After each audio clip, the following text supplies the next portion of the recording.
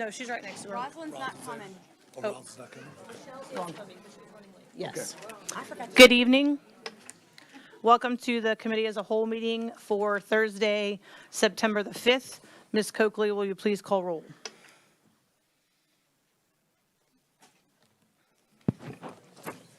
Ms. Rufino Gallagher, Here. Mr. Green, Ms. Hanson, Ms. Rutherford, Ms. Fauntleroy, Mr. Harrell, Ms. Martin, Ms. Moore, Dr. Peterson, Ms. Baker, Ms. McCullum, Ms. Lammy, Ms. Hurstis, Mr. Bro, Mr. Kuzan. They're running late, right? Thank you for that. So tonight, the invocation and the pledge will be given by some lovely students. If Kylan Gherkin would please step up to do the invocation, please.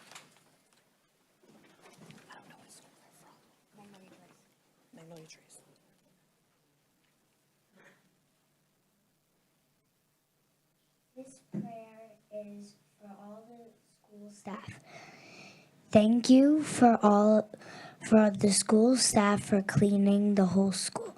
Thank you for our amazing teachers for making the students into amazing leaders. You may be seated. Thank you. If you'll please stay standing, and these students are from Magnolia Trace. If I can have Wyatt Sellers and Eli Branton to the podium for the Pledge of Allegiance. I pledge allegiance to the flag of the United States of America and to the republic for which it stands, one nation, under God, indivisible, for liberty and justice for all. You may be seated.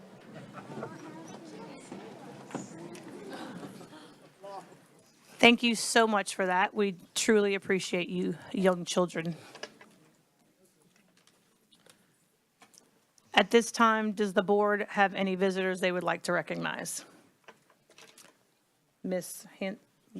McCullum, sorry.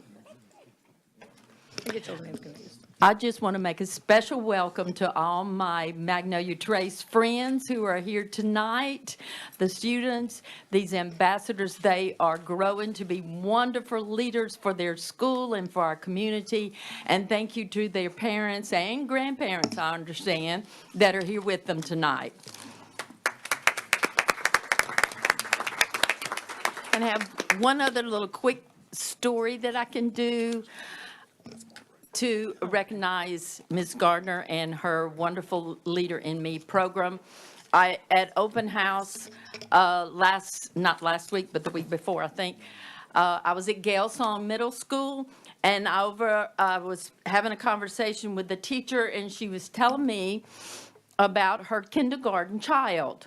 And her kindergarten child had come home. They were at home after school, and she missed the child, didn't know. She was somewhere in the child was somewhere in the house, and then the child came and got her, and she said, "Mommy, I want you to come with me." And so the child took her, I don't know if it was her room or a playroom, but the mom said all the toys were picked up in the room, everything was put away, and the child looked at the mother and said, "I am being proactive. Mom, what is our next Leader in Me habit?" Oh, my goodness. So kudos to our Leader in Me program. It is making wonderful leaders out of our children. Thank you. Ms. Baker. Thank you. I just wanted to give a couple of shout outs. First of all, to the staff at Madisonville Elementary who does not have to do duty through the collective bargaining agreement, however, volunteered because they are such a community and they are on the duty schedule as a volunteer. And I just really wanted to give a shout out to them. I also wanted to give a shout out to the Children's Advocacy Center, Hope House, who came and did a training on mandated reporting to our principals. The cooperative partnership that we share, their kids are our kids are their kids. It's just such a beautiful community effort there. And then last but not least, I had the opportunity to go to Dallas 2 weeks ago for the Crimes Against Children Convention that was supported by the In Jesus' Name Foundation, and they gave 22 scholarships, and we were able to bring law enforcement, prosecutors, medical doctors, family advocates, therapists. So you can't unsee some of the things that you see. You can't unhear some of the things that you hear. But I tell you what, we are very blessed to live in this community and to have the awareness that we have, and the people live and on the ground, the law enforcement that fights the fight every day to keep our kids safe. So a big shout out and a thank you to them. Thank you, Ms. Baker. Ms. Rutherford. I just want to give a shout out to Lyon Elementary's PTA. The board last night had their PTA meeting, and they are working hard to get their PTA active. They have 119 people who have joined their PTA so far. So if anybody's out there listening, please join Lyon's PTA. They need your support. Dr. Peterson? Yes, I just want to welcome Mr. Chuck Braden, and a guy that I used to know was a little guy, but now he's a grown-up teacher at Slidell High School, and we'll be hearing from him shortly. But just welcome, and all right, thank you. Anybody else? And I would just like to give a shout out to North Shore High School's Jackson Bice, who Mr. Jabia informed me has won his weight class in Worlds at weightlifting. So congratulations to him. And I would like to wish all the best to Miss Rutherford's son, who left for Army boot camp today, Tuesday. So best of luck to him and to Miss Rutherford in general. And last but not least, I would just like to ask everybody to keep the Appalachia High School in Winder, Georgia, students, staff, families, and community in your prayers. Whew. With that being said, we have a guest speaker tonight. So if Mr. Mark Wright, one of our state representatives, will come to the podium. Huh?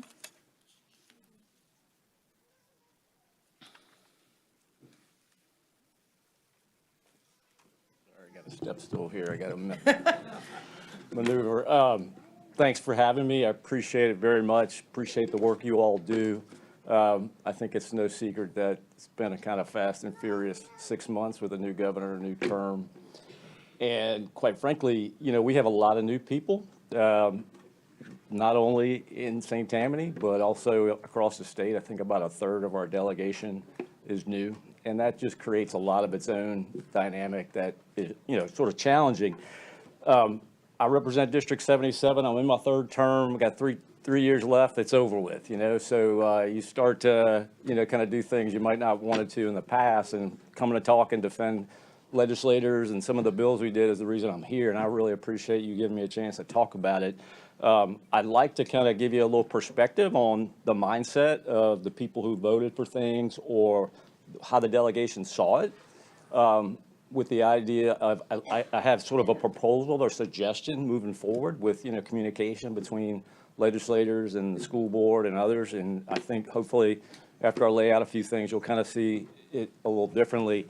I'm starting to feel old because I will tell you, my first 3 years I was on education committee. My first year, there was a whole different crew of people, St. Tammany legislators, and we had a similar, you know, kind of back and forth with the school board at the time, much different people than are here. And we ended up having a couple of conversations and meetings and things like that. So it just kind of seemed called for to come and just talk a little about some of this, and certainly happy to answer any questions after. But, you know, in general, let me start by saying I'm in my third term, so I do see things a little differently than people who had walked in the door. You know how it is.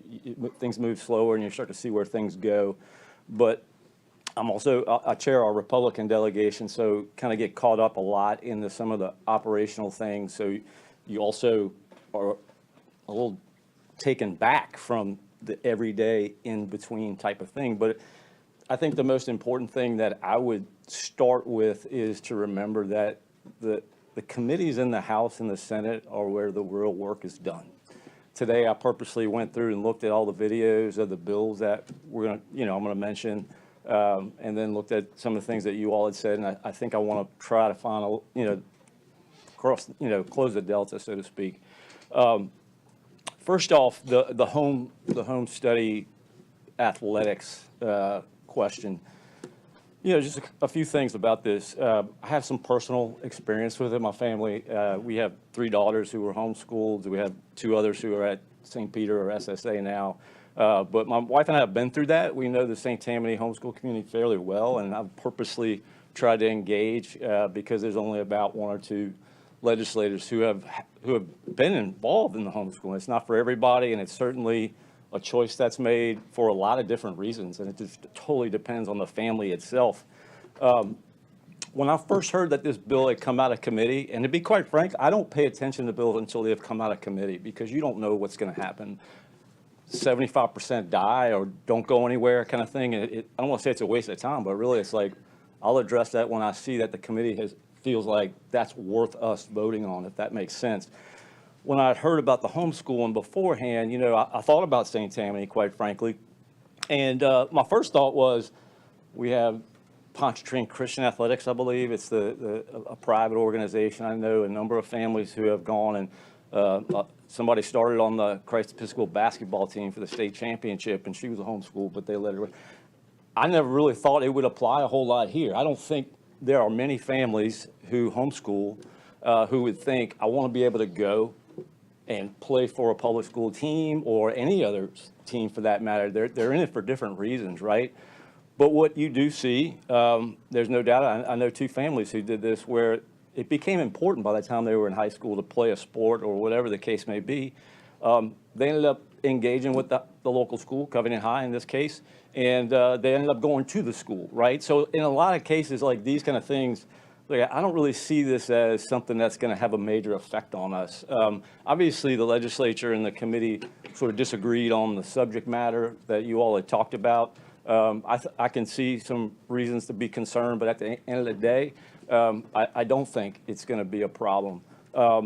If you look at the video, it was unanimous. There was no objections to the bill as it came out of committee. I know we've talked about, watching video of this and that, and I mean, the bottom line is, when there's a bill in committee, it's on video, it's live, people can show up. I think for the, sorry, let me get rid of this step here, it gets a little weird. If you go look, I think we had a couple of St. Tammany, in fact, St. Tammany was the most represented in that committee as far as putting in cards and making statements. I think Mr. Osborne was there. I think there was a couple of others who were there. And so that's just the best time to engage, and the objections just, they weren't strong. I mean, there was a few, but you could see the committee just wasn't concerned about it. And I think when you look at the author who did it, we're talking about a lady who was a 4-term school board member in one of the Florida parishes. She clearly explains why she's doing it. I think it's a perfect example of the difference between a lot of the rest of the state and St. Tammany itself, okay? And let me be blunt, I'll kind of hit this on the end. At the end, I'm there to represent the state and what I think is best for the state as a whole, not necessarily for St. Tammany residents, because the truth is, we are blessed. I don't know who just said this, but we have a lot more resources, a lot more opportunities here than any other part of the state. And there's nothing clearer in my mind than that there are parts of the state that are like the weakest link in the chain, let's just say, whether it be money or whatever the case may be. And the only way you're going to see it go forward is if they have some opportunities. And so when you're a legislator, and it's just not something on your radar, but it's important to, 64 other parishes or however many, you want to work with them to try to get what they think is important, right? There's some things that I agree, like the local entity, whether it be the parish or the city or whatever, should be in charge of it. But the bottom line is, as you know, I think 40% of funds come from the state, 60% in St. Tammany. Most parishes, it's like 50-50. So we are put in front of us certain things that we feel like, look, we need to do this, and that's just kind of how it goes forward. As far as like legislators, well, I'll get to that in a minute. So the second one, the cell phone bill. Cell phone bill, I think, was a different meeting, but it certainly was part of some questions that had come up. The senator is Beth Mizell. She represents a part of St. Tammany. Pretty easy to find, quite frankly. You know, she makes her way around. She doesn't hide at all. That came out of the Let Teachers Teach task force to figure out ways to help teachers do better in the classroom. I think the Teacher of the Year was the one who chaired it. That was one of their major recommendations, and that was one of the things that, you know, they came out and said, look, this is a distraction, this is a problem. I mean, I think there's all kinds of literature out there about the dangers of dopamine and cell phones and all that stuff and how it affects. So there was a definite, if you go watch the video in the Senate committee, he said, I'm doing this because people have said the state has to play the role and be the bad guy in this case. There were some systems that do have a policy. I think St. Tammany had one. But there were others that were, I don't know, afraid to make them or wanted somebody else to force them to do it. And she says it outright. That's why we're doing it. We're going to set a floor of what you can do and can't do. There's some of that I don't know that I have a strong opinion about, but I can respect when people want to come forward on that. For example, I mean, both bills, well, the home study was, I think, totally unanimous for those who voted, at least on the House side. And then I think there's only like 10 who were against changing the cell phone policy. And I can tell you right now that it was the Freedom Caucus who's in our chamber, and they have certain, ideas that they want to, push back on. And so you can, I can respect that. But at the end of the day, there was one reason why they didn't want to go forward with it, if that makes sense. So where I'm trying to go to and what I would like to suggest and certainly answer questions after is just talking about communication going forward with it. I do think in talking with other members of the delegation, they're all new, at least on the House side. There were some people who were really concerned that their names were mentioned and that they didn't make phone calls and things like that. And that's the kind of thing I want to put forward out there, kind of straighten up, at least as far as like show you the true picture. And here's the thing, when you are in a session and going through those bills, I mean, we could have 1,500 bills over like 2 or 3 months, 25 to 50 a day. I'm lucky sometimes to even read the bills before the night before, or even that morning. There's just not a lot of time period, and there's a tremendous amount of incoming. You get it from all over the place, right? So the time to talk to somebody, to reach out to somebody, just isn't there unless you have a lot of time ahead. And so, for example, I know you have the LSBA. I think you all still have a lobbyist. Like, I know a lot of lobbyists and associations will communicate with their client before session even starts. These are the bills that are filed. Anything you want to talk about? I mean, there are local government, local businesses that will reach out before session even starts. We saw this was filed. We want to talk to you about it. So you can put it on somebody's radar. But when you see things come out of committee and there's no objection, or it's pretty strongly for and not, maybe unless it's partisan or something like that, it's more you're kind of putting that aside and saying like, okay, is there anybody out there that's got a problem with this? I'm going to focus on the stuff where I know there's problems, and I'm going to try to get feedback from others on it. That's where it's super valuable to reach out to us. But I think during session it's never been the right time. I'll just tell you this, like we moved my mother in with me right before the session. She has form of Alzheimer's. I didn't get to talk to my brother for 2 weeks, and he was trying to get with me about selling houses and things like that. It's incredibly overwhelming. And I'm not saying that to complain. I like being part of this, right? But it's just not the right time to do things and to really have a good conversation. I think most locals know I commute, so like driving over 7 to 8, 9, that's a great time to talk. At night, I'll call you coming home. And I know other legislators have their own methods in how they best do this kind of thing. Emails are never going to be good. I mean, we can get bombed by 1,000 emails in one day, and to get down to the bottom is pretty tough in a timely manner, right? I mean, eventually they will, but the point is that you may not see certain things until way after. What I really like to suggest is that maybe we set up some sort of initial meeting. We do that with the parish and councilmen and things like that way before we get going in session.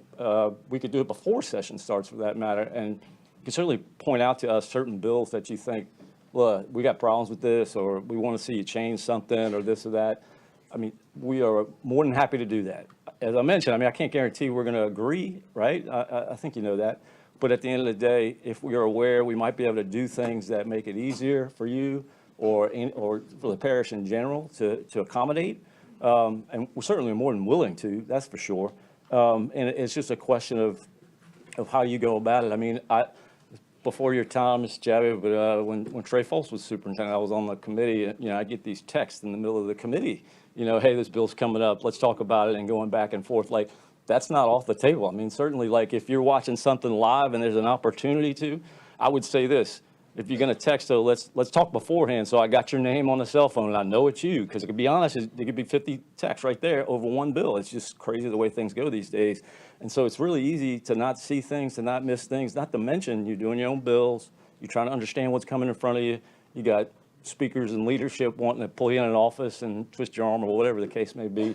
So what I'm trying to say is, like, there's a way to get better with this, but I just don't want people, you know, who watch the hearing itself or anybody in here to think that, like, calling somebody and hey, you know, what do you think of this bill? I just don't see it happening a lot. Some people maybe ought to pull it off occasionally, but probably means they're not doing a whole lot during session, quite frankly.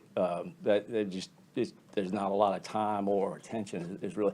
And look, I'm not saying that's the best way. I've pitched an idea about changing session in a very different way, and people don't like change, you know, so I don't see it happening. But we could probably do better quality under certain circumstances. We jam it all into 2 or 3 months, and, you know, we vote on things we don't know what we're talking about, and you have to rely on other people, period. You have to rely on the people in the committee. We have a few people on our education, for example, but there's others, obviously, where I kind of go to and say, hey, what happened in committee? What's this about, kind of thing. We all sit together. We have a team effort, quite frankly. So I'll say, hey, have you heard this? Well, that's how we work. That's how we're willing to work, and to do more. But I just want to make sure people understand that how things are going. There's just not that kind of ability to communicate that way.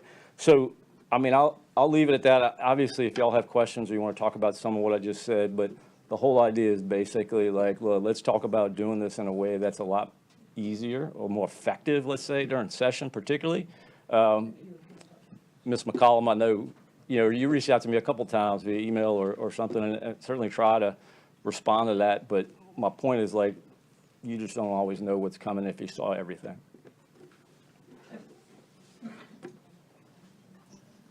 Yes, hold on 1 second. First and foremost, I would just like to say thank you for coming to speak. I know you're about to get some questions, and I appreciate the fact that you're willing to stand up here and listen. But before I do that, if you will stand by for a second.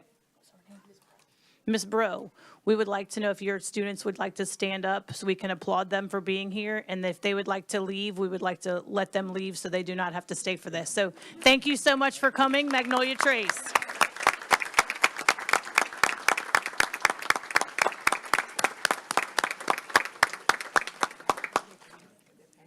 And their parents, would you please stand to be recognized? Thank you so much for allowing your children to be here with us tonight.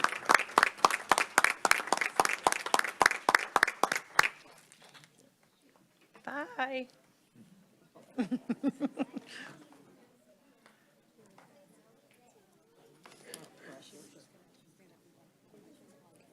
I know, but I didn't know, I wasn't sure what her name was. Okay, so now we're back to this. So we have in the queue, Ms. Baker is first. No, she's not, because I didn't. Ms. Baker is not first. Okay, Ms. Hurstis is first. She didn't hit the queue. I'll go first.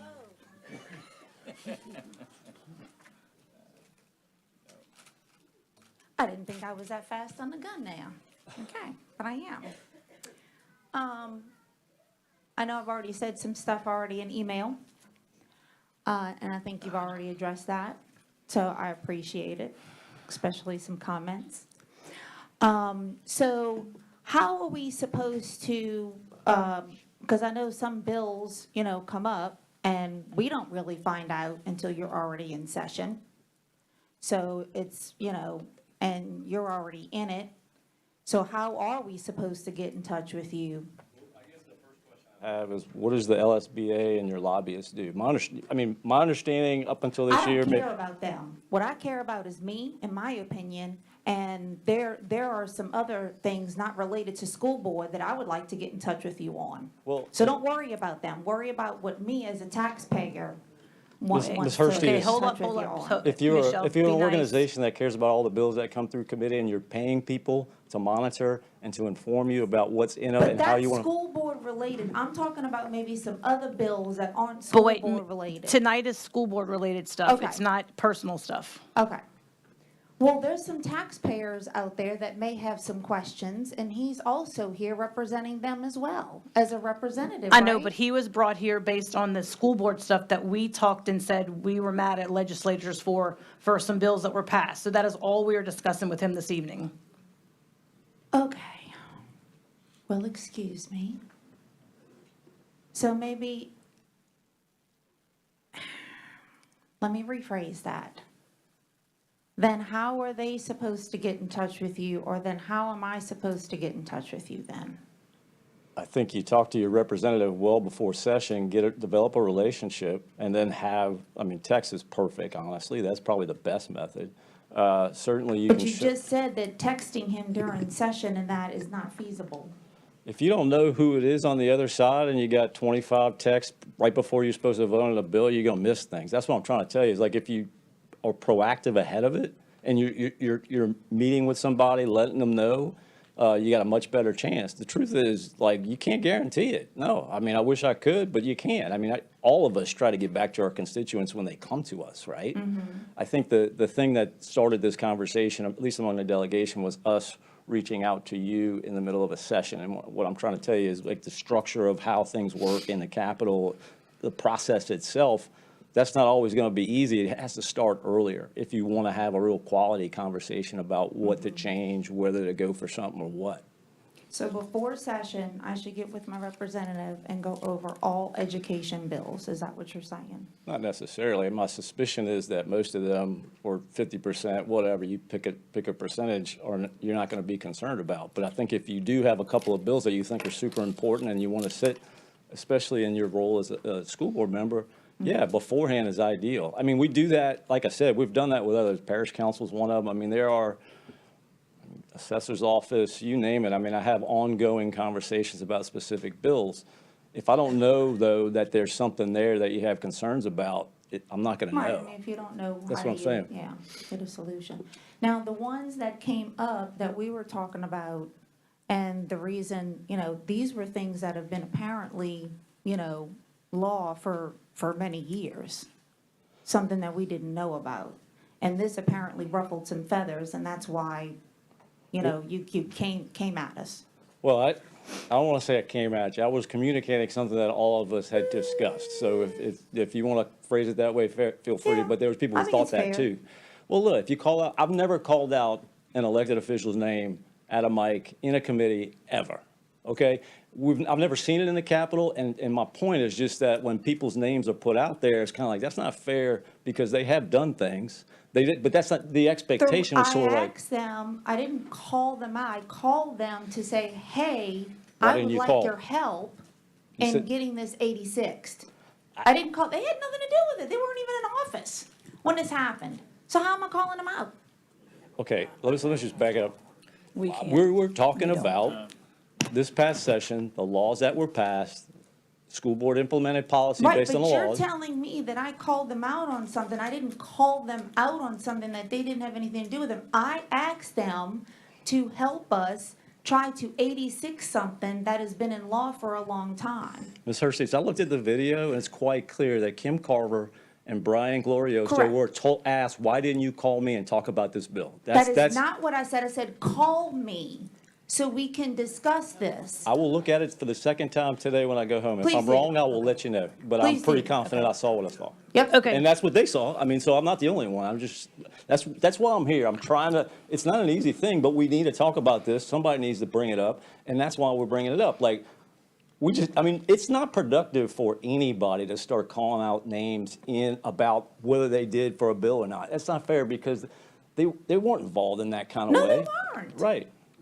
They weren't. Okay, at this point, we need to know if there's questions, not the back and forth of who did what, watch the video. Do we have any other questions for him, from you, Ms. Hurstis? Well, what I was just wanting to know is how are we supposed to get in touch with them other than texting that apparently we can't text because they're too busy to text? No, that's not what he said. He said, develop a in touch with rapport, them listen, before the listen, session. to develop a rapport with them that I they would. have a rapport okay, with them. So that Mr. Wright might have your phone, your name in his cell phone, so if you're texting him during session, he knows that it is you. Because if all of us text our representatives and they don't know us, they're gonna get text, No, they have they no know idea who that it's it's coming me. from. Well, right, that is how you do it. You develop your rapport, and if you know the bill's coming beforehand, correct me if I'm wrong, reach out to know what the problems are. And if it's in session and then you find out about it, text them in session and they will do their best, because they're probably getting 50 text messages like most of us do during board meetings, and they will try to Right. get to it. I believe that is what he's saying. Correct me if I'm Pretty wrong. much. And look, I think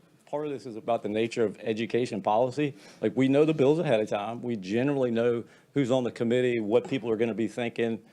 I mean, LDOE's involved, Bessie's involved, other people involved. So there's a lot of input there. You know that. I mean, I'm not telling you something you don't know. These kind of things can be discussed way ahead of a vote.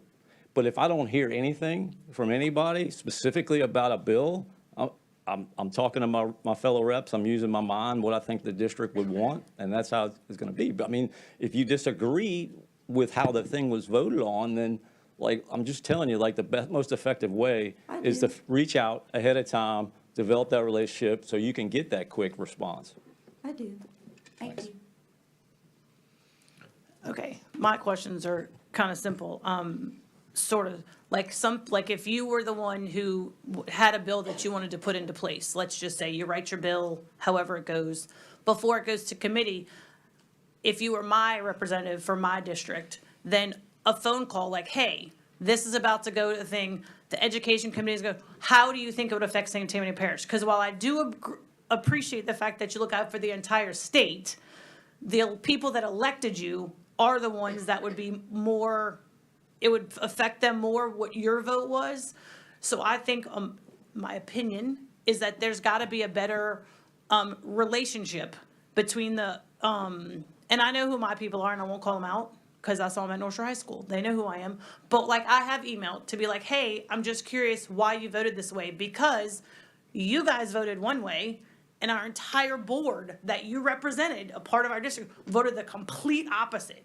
So my question was simply to them, why did you not call and get our input on that? Because y'all, maybe they speak to constituents, I don't know. We speak to constituents. So if you're hearing one side of the story and I'm hearing something completely different, maybe we need to meet in the middle, and maybe that bill could change a little bit if it's, because I feel like education stuff, that's what we're here for. We're here to help the education. That's what the professionals are sitting right here in front of you and me. And when the legislature's, not saying you're not educated people, because I'm not a teacher, but I try to help do the best I can for the teachers, for the students, whatever, to get the input on our side, not every constituent in your district, but like, we have issues with Bessie. Yeah, Completely. no, I know. You know what I'm saying? That's not a hidden thing either. So the fact that Bessie is the one you're probably listening to sometimes is a problem for us. No, Because, I get you. you know what I'm saying? So if there's if you create a bill that says you can't wear a ponytail to school in high school for whatever, that's something you can bring to us too and be like, hey, maybe have a meeting. It might not be a quorum. It might be whoever can make it, and be like, hey, what do y'all see as the problem with this? Because I think I know my committees well, and I think they're going to try to pass this, or I think this is the best, or if you know ahead of time, that's what I'm saying. So I've emailed my people, and this was after the vote, just to, hey, why don't y'all vote this way? Because none of us did. And I got crickets, or you can call me. I'm like, I just simply want your answer. Like, why did you vote that way?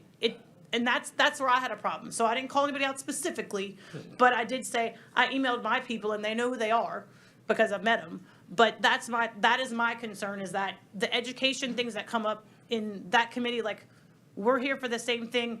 These guys are here for the same thing. And if none of us are ever consulted out of the parishes of the people that we also elected to put in the House of Representatives and all that,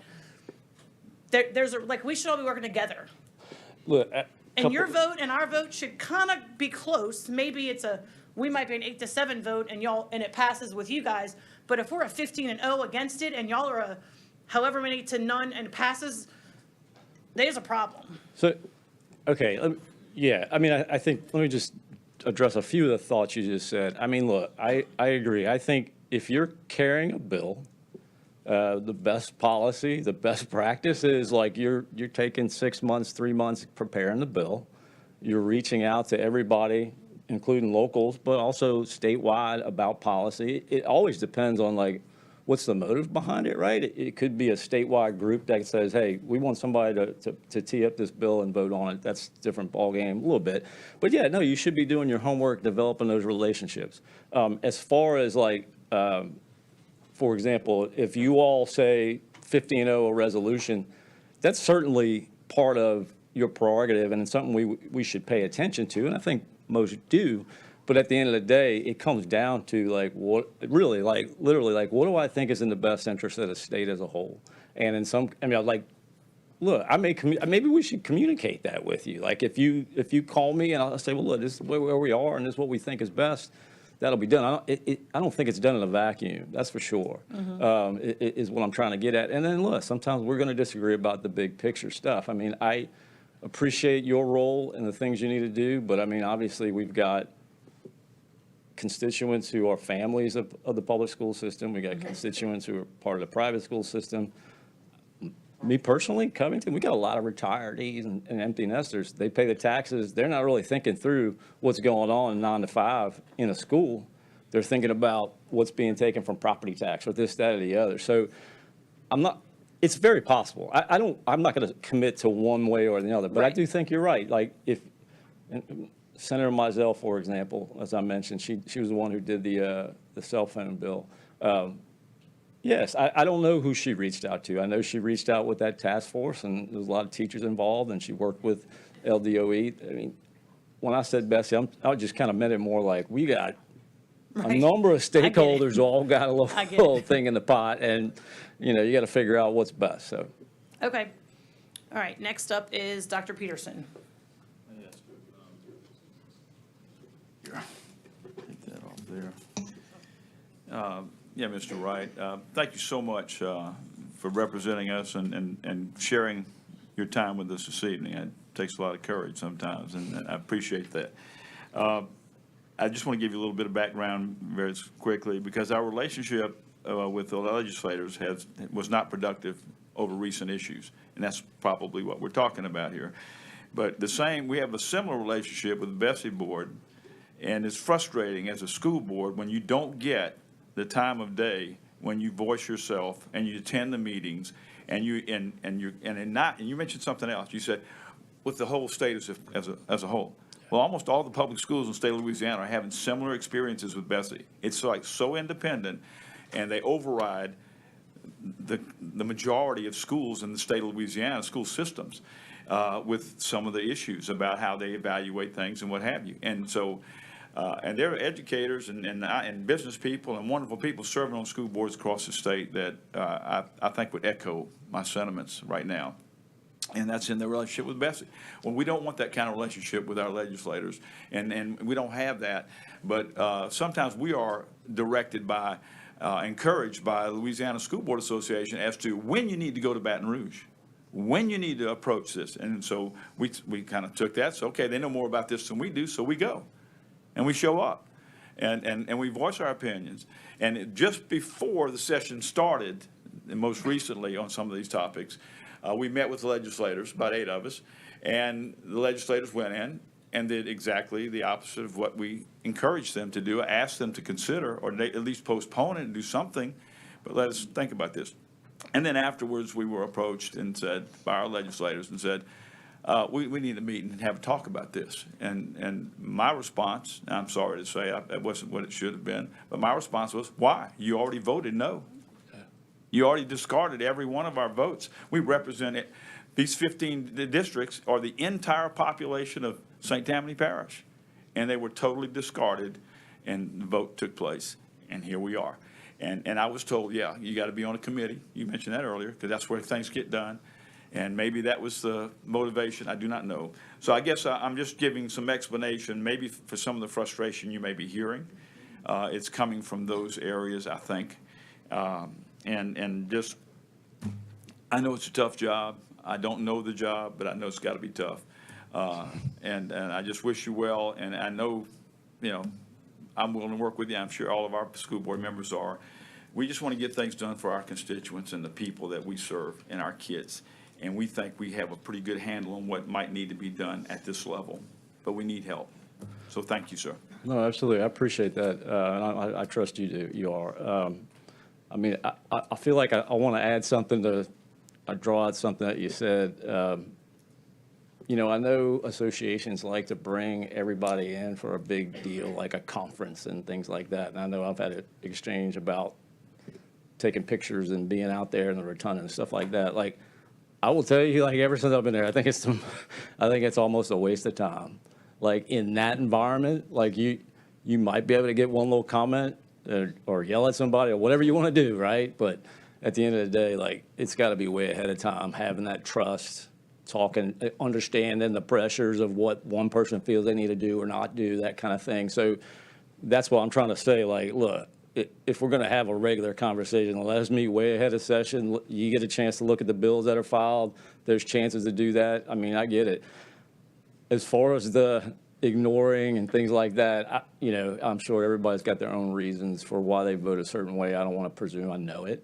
But yeah, I mean, maybe that needs to be addressed. Thank you. Ms. Lamy? Thank you. Oh, I'm sorry, Dr. Peterson. Ms. Lamy? I was just going to say thank you again for coming, because it's easier to be really frustrated when you don't have a face to go with it, right? To blame something else, just like when we vote the way that other people don't want us to, you become the target. And I don't think that was anyone's intention. It was just sheer frustration of us trying to figure out or knowing what we felt was best and felt like we didn't have a voice in it. So it makes complete sense. I know that when we're voting for something like our biggest vote, we had hundreds of emails. Some of them I read today. Like, it was just so many at one time, and that was last month, that you can't get to all of that. So a lot of the things that you're saying, I totally get. I get text messages all the time. If I don't have a name connected to it, I don't respond to it. So a lot of things you said made sense to me. I think the biggest thing is that I see this as an olive branch of reaching out to change the relationship, to be able to work together, to be able to communicate, realizing that that doesn't mean it's going to ultimately change your vote, but at least you're hearing us completely. And then if whoever it is votes the way that they feel the majority wants, and we're not in that majority, then we can just silently be mad, but know that at least they took the time to talk to us and, so that's it for me. I do appreciate the situation that y'all are in when it comes down to crunch time and voting and listening to so many people and trying to figure out what's best. We just want to be in that number, especially for the ones that really affect us in a negative way in our minds, so. No, thank you. Thanks. And let me just add something. Yeah, no, I think actually, like, look, we signed up for this. Sometimes we deserve it. I get that. I mean, I read a couple things. The problem is you had an article, you had Facebook, you had all this stuff. You're trying to make sense of what was said or not said until you watch the video. You really don't know. Part of the thing that I would say is, like, I certainly personally, and I suspect almost anybody in the delegation, like, if you got a meeting where you're going to talk about this and try to understand why was this done, I know we'd be willing to sit down and talk about it, get with our staff and kind of, because there's some things that, like, it doesn't, like, people don't realize, like, for example, the policy prior on homeschool participation in sports, like, there's actually law ahead of time, or policy ahead of time, rather, I think, that they may try out, right? Well, there's a little bit of change in the dynamic of the bill, so you really didn't totally change the policy, you just kind of opened it up a bit. And, like, I think, I did a bill, and this is what I was talking about when I said we had an episode when I was in my first year or two. I did a bill that basically was putting some rules in on a law that was already in existence. And things went out on social media that were completely untrue, and it's like, wait, where did y'all get this information? That's not true at all. And so beforehand, that might be helpful at times when you come in here and you got to, look, y'all feel free to bash us, okay? Sometimes we deserve it. I'm not saying that. I'm just saying, like, there's information we could share and be better at. Thank you very much. Ms. McCollum? Thank you, Mr. Wright. I don't want to reiterate, especially like what Ms. Lamy said, but I do very much appreciate you putting yourself out on a limb, coming to meet with us. And I appreciate the fact that you are reaching out now to open up that communication with us. I will say that my representative in my district has opened up to me, as well as other members of this board, and met with us. And I would like that to happen with all of our delegation, for that matter, that we can set that up. I've reached out to you, and you have responded to me. One time, it kind of caught me off guard, but we came back, and I was like, wait a minute. I didn't mean it like that. But I also appreciate that you have an assistant that I won't call by name, that I know very well, and I think I can get to you a little bit faster now. It keeps me straight, it helps. And so I won't mention names by that, but yes, I do appreciate it. And, I am one to realize that, no, we're not going to all agree on everything, but it is, as some of my coworkers have stated, it is real important with education bills for us to have that voice with you guys, for y'all to hear from us from the perspective that we have, because many of us have been in education for a long, long time, me being one. And not that that's what's necessary, because we have board members who are very effective and have never been in education.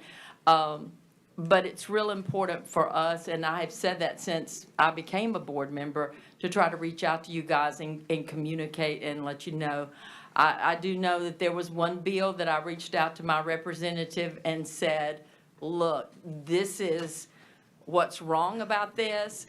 Can you help us? And he did, and it was passed. And I appreciate that, and I know that's not going to always happen. But I appreciate the work y'all do. I know it's very difficult. The work we do is very difficult sometimes. Probably not as much, Joe, as y'all's. But I'm glad that you have come to us and are willing to open up that communication with us. Sure. Very much appreciate that. Thank you. Thank you, Ms. McCollum. Ms. Fauntleroy. Thank you. I'm not going to repeat everything. I do want to say I appreciate you coming and actually, being willing to take the questions. I agree with you that we need to have a good dialogue. I'm very blessed. Mr. Peter Egan is my representative. He always responds if, I reach out to him.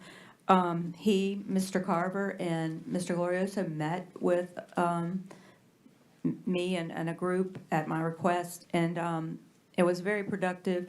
And we talked about that time doing it with the whole delegation. And so I guess, and Mr. Carver actually offered to facilitate just sort of an informal thing, just so we could get to know each other and like you said, build that relationship. So I guess my question then is, what, like specifically, you keep saying before the session, not in the session, but like specifically, what's the best time frame for us to try to work something out? Yeah, so you have, I think it's never too early in this situation where if you don't know people, you never had a conversation, whatever, like that's certainly not a problem. I think you get to a point like the 2 months out where you start to know what's coming, what's been filed. I mean, ideally, if you have an interest in like specifically saying these bills are stuff we got to talk about, we need to know they're filed and what that's about. You need to kind of wait until we know for sure. But if you've had a couple of meetings up until this point, then face-to-face isn't always as important, right? I mean, if you got a relationship, then it's a little easier to have that in a different way or on a weekend. But when is a good time for a face-to-face get-together with our, as many of us that can make it and as many of you guys that can make it?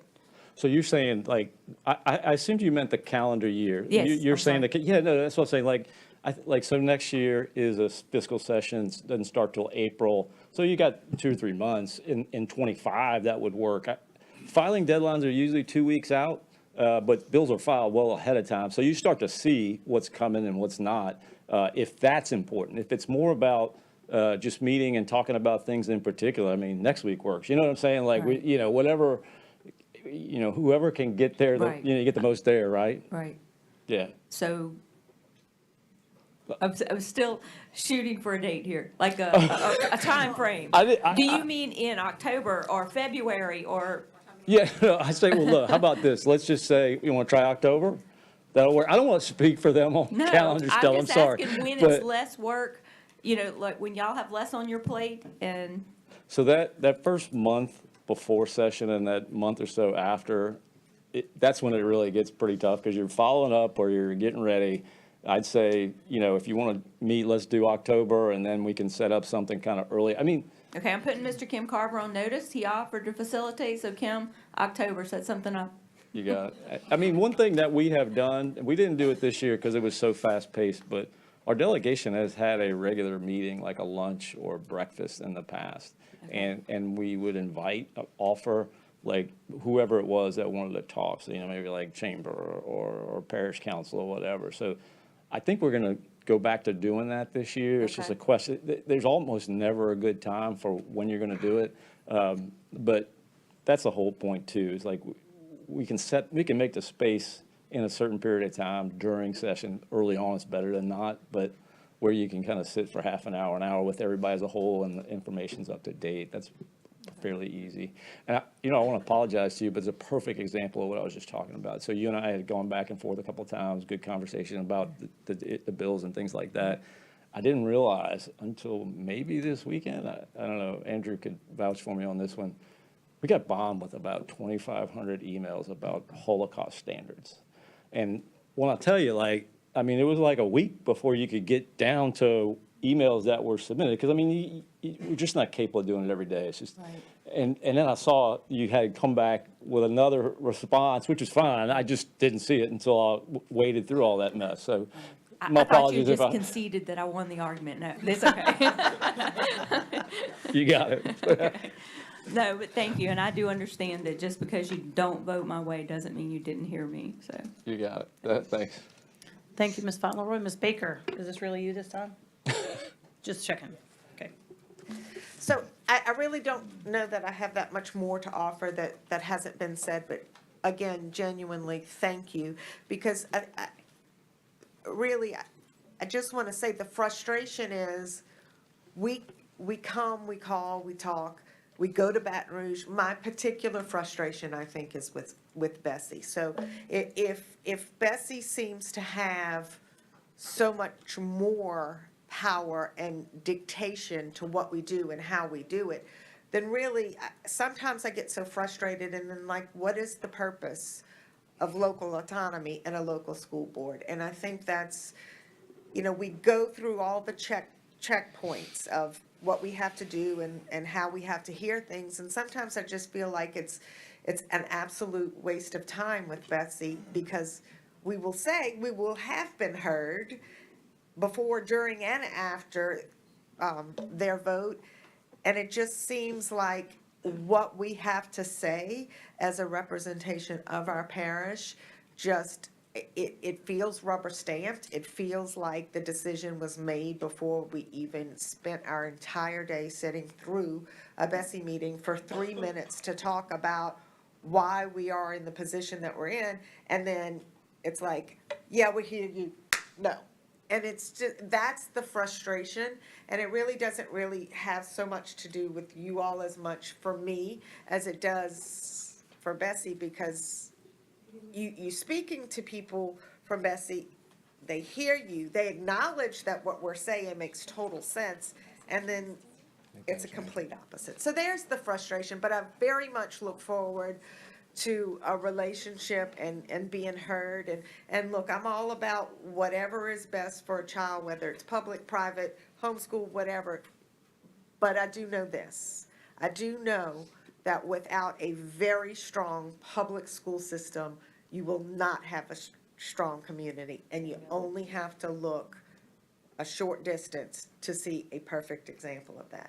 But when you have a strong school system, then you attract businesses. Our state will grow. And that's my issue. But thank you, and I look forward to working together. No, yeah, if I might add, something you just said, just throw it out there, because I guess I'm kind of agreeing with some things you said. I remember when I started, I got put on education at the last minute because somebody had resigned, and some people had asked me to do it. I was like, okay, yeah, sure. You don't really have a choice. They'll tell you what you and I knew nothing about education. Higher ed, my dad taught as long as I've lived at a college across the lake. I went to Catholic schools. I told you about my kids and stuff like that. All these institutions, Bessie, I couldn't figure it out. Like, and I didn't want to, be quite frank. Like, I was like, this doesn't make sense to me. Like, you just do what you can. And to your point, though, about the local institute, I don't know if it would be a good idea, but I will tell you, I've looked into the concept of what I think happens in Texas, true independent school districts.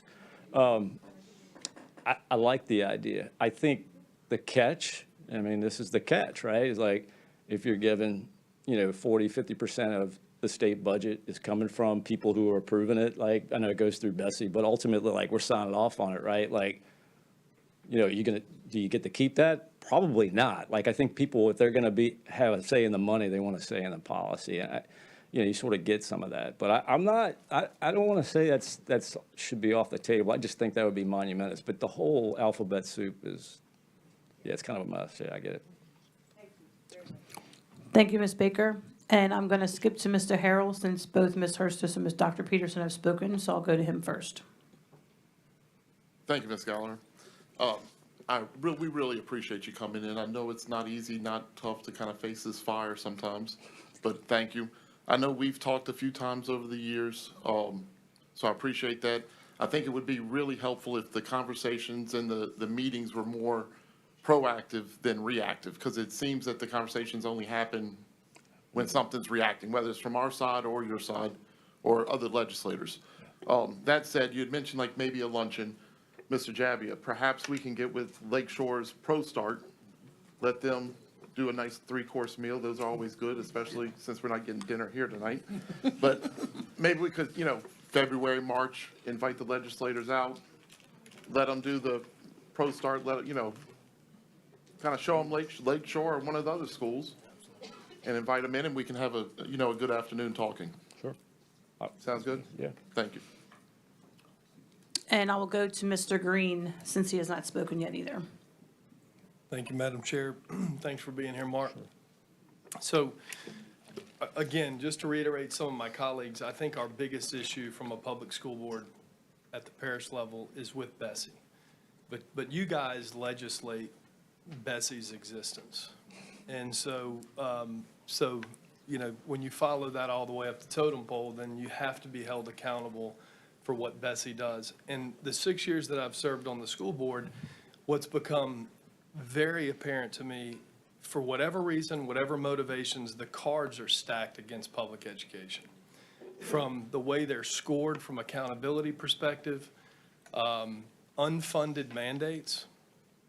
A good example would be our budget for SWE cameras. I think SWE cameras is a fantastic idea, fantastic piece of legislation, but if we don't have the money to fund it and our budget's already tight, that for us becomes something that it's a problem. Can you, I just want to make sure I understand. You said sweet cameras. Tell me what you mean. Special education, so cameras in special education Yeah, I classrooms. can actually talk to that, but go ahead. Sorry. But no, I think it's a good piece of legislation. And my personal opinion is, homeschool programs, participating in sports, cell phone policies, that's like, who cares?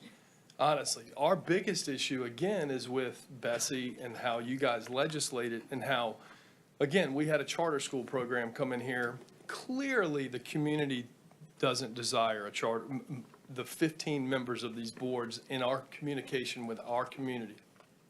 They don't want a charter school. It became apparent in that when they came before our board, we voted it down. So what does Bessie do? They pass a ruling that says, well, you can just bypass the local school boards now and we'll approve it. So again, I would challenge you to take a hard look at Bessie, because the things that might work well for the 3 other parishes in the state, just that what I've seen just make St. Tammany Parish pivot to a new system. Whether it's accountability or whatever that is, it just makes us pivot to still be great, right? It doesn't help us, it just makes us change, and it's not necessarily change for the better. The last thing I'll say is we really need a commitment from the state for a permanent, not stipend, a permanent employee pay increase. We need help We need help on that. So that's it. Thank you. If I might. Yeah, real go right quick, ahead. A couple of things. I think, I did a bill on sped cameras the first go-round. It didn't finish. The Senate kind of stopped it from going there, but I became very familiar with it and then worked with the senator who did the final bill. And one of the things that came about was that time, he and I, and of course, the state was not doing as well financially at the time, we were pretty committed to getting the money. Like, we got that. I think the thing that shows a perfect example of, let's say, misinformation, lack of agreement is like, I was a part of it, and with the staff, and he did too, about what the cost would be. There was another parish that was already doing that. And they gave us an estimate, and we looked at the state of Georgia, things like that. And then I remember when it came here, and I didn't want to come get involved with it at the time, but like, it was a vastly different estimate for St. Tammany versus others. And I'm not prepared to say they were right, to be honest. I don't see how that number came about. That's fine. That's not my business after that. What I'm saying is, like, that's a perfect example of, like, we're there, we got certain estimates, we're working with certain things, and then all of a sudden that. So I do think, what I'm trying to tell you is, I don't think anybody wants to force a mandate. I mean, unfunded mandate, as you say. There's definitely an interest in trying to figure out some of those things, but I think sometimes, like, what does that really mean does have a significant difference. As far as the stipend is concerned, look, I get it. I think you all know, right? So what this was, when we first did that, it was the end of last term, there was a lot of COVID money washing around the budget, and people knew that was going down the drain pretty quickly. That wasn't going to be there. And then coming up with this 0.45, in the spring, there was definitely we don't want to be in the same spot we were in years before where we don't have the money and then we got to cut stuff and things like that. So there was an effort, and I get it. Some people wouldn't like that. Don't get me wrong, but it just seemed like the best place to be in the long run. I do think the legislature wants to do a full-time deal. I mean, I hope you remember, but the House put together a proposal that would have eliminated a lot of retirement money needs from the school board. We would save the school board and everybody else a lot of money if we had just taken the money, paid off the liabilities, and then you'd have a lot more money to work with. But the Senate and the governor didn't go along with that. There's nothing we could do about it. But I understand that part. I think there is also a concern, though, and it was painful. I got to tell you, I came in halfway through that session. What do you cut? I mean, like, I could tell you what we got to cut, but nobody's going to like it. It's just not fun. So I can't speak for what the budget is going to look like yet. I know there's being worked on. I don't really plug into appropriation. I tend to do more of the tax stuff. I think people want to do it. Where it's going to come from, we'll see. But I can't imagine a legislature saying, yeah, we're going to pull back that money after 2 years, right? In whatever way, shape, or form. But I do think it's going to get there eventually. Now, look, here's the other thing, though. And I think this needs to be said, because I've had a bunch of conversations with other parishes about this. Again, we're a little more blessed with money, okay? And I think, I could be wrong, you heard the number I put out there. I think we're like 60-40 local versus state money. Most are like 50-50, right? And we get hit to raise that budget. And that's a ongoing, recurring, now part of the budget, right? And you see there's not a lot of leeway. You see a lot of roads that need to be worked on and stuff like that. Like, once you put in that $100 million that it takes to raise, it's going to have an effect. And I think sometimes I want to say, well, wait, is your local government doing anything on this? Like, at some point, some other parishes need to say, that's where you're going to get your raise. It's not going to always come from here. I'm not saying that's the case now, okay? But I do think that's an important consideration, because I do think it's put out there, not by you all, more state groups and advocacy groups and stuff like that. Like, the only raises that can come is from the legislature. And we know that's not the case, and I'm not so sure from a policy perspective it's smart that it should always come from the legislature. I think it would be better just being a little more independent, as we discussed. Yeah, let me say one other thing real quickly. The only way the ISDs would work, and I would love to see that in Louisiana, the only way that is to have tax reform and do away with state income tax and let all that money be controlled with property taxes. I've kind of thought through that. So that's the way it works in Texas, right? So. Yeah. Anyway, I just wanted to add that point. And again, don't forget about Bessie and your legislation of that, because it's not helpful for St. Tammany Parish. Sure. I don't know that there's a ton to do. I've kind of pushed back on those letters, but we could talk about it offside. Yeah, Um, would love And just to remind you, Richard Nelson was my seatmate, so I'm very familiar with his advocacy for, yeah, thank you. Thank you. And then Ms. Rutherford? I like what Matt had to say. And I was one of the school board members who went to Bessie and spoke regarding the charter school coming to St. Tammany Parish. And it's sad that unfortunately, Bessie's probably going to approve that charter, and St. Tammany has a very effective school system. So we're hoping that, some of y'all could jump on board and see what y'all can do with Bessie. But I just want to say real quick, thank you for coming. And my husband's watching the meeting. He said to tell you, make sure you come back to the Knights of Columbus at St. Peter. They miss you. I will try. I will try. We can talk about the charter another time. Thank you. And Ms. Hurstius? I'll be nicer. I'll calm it down. You got it. All right, so as usual, I'm hot under the collar. I pulled the trigger too fast. I do it all the time. I know. So, yeah, I know, again, I read the email. So, but that's okay, I sent you one back. So, they're much better at saying things than I am. But I will take credit for you coming, because I think if it wasn't for me, being the smart peachy Alec. bottom that I am, I don't think you probably would have been here, because apparently I ruffled some panties. So hopefully. Feathers. Feathers. Thank you. Okay, feathers. So hopefully, since you are here, that maybe this will start a relationship, and they probably will not return my taxes, but hopefully they return y'all's taxes now. So anyway, but no, if we are heard, I think that will be betterment for everybody. Because if we do want to better our, public schools and our public education, who better to ask than us? And who better to rely on or get opinions from? Maybe not me, but at least people that are on this board. So, so that's that. Thank you. No, thanks. And let me just say, there's no doubt in my mind that it was a combination of information about the bills that were passed and things like that. I know, I think the reason why I kind of was immediately willing to kind of do it was we were a homeschool family. I get the concerns and the challenges and stuff. So that it wasn't just about, and so please don't think that. I think the other, just last thing I'd say is I don't have this excuse, okay, but everybody else is a freshman. And I got to tell you, it's like drinking water out of a fire hose when you get in there, especially the way it went. This is the fastest thing I've ever seen, new governor, all that stuff. So I would give them a lot of grace, because I think. And it's really not even just, it's not even just that. It wasn't really the homeschool thing. We're mainly talking about everything else, be it the curriculum and the testing and everything else. And like we said before, the Bessie.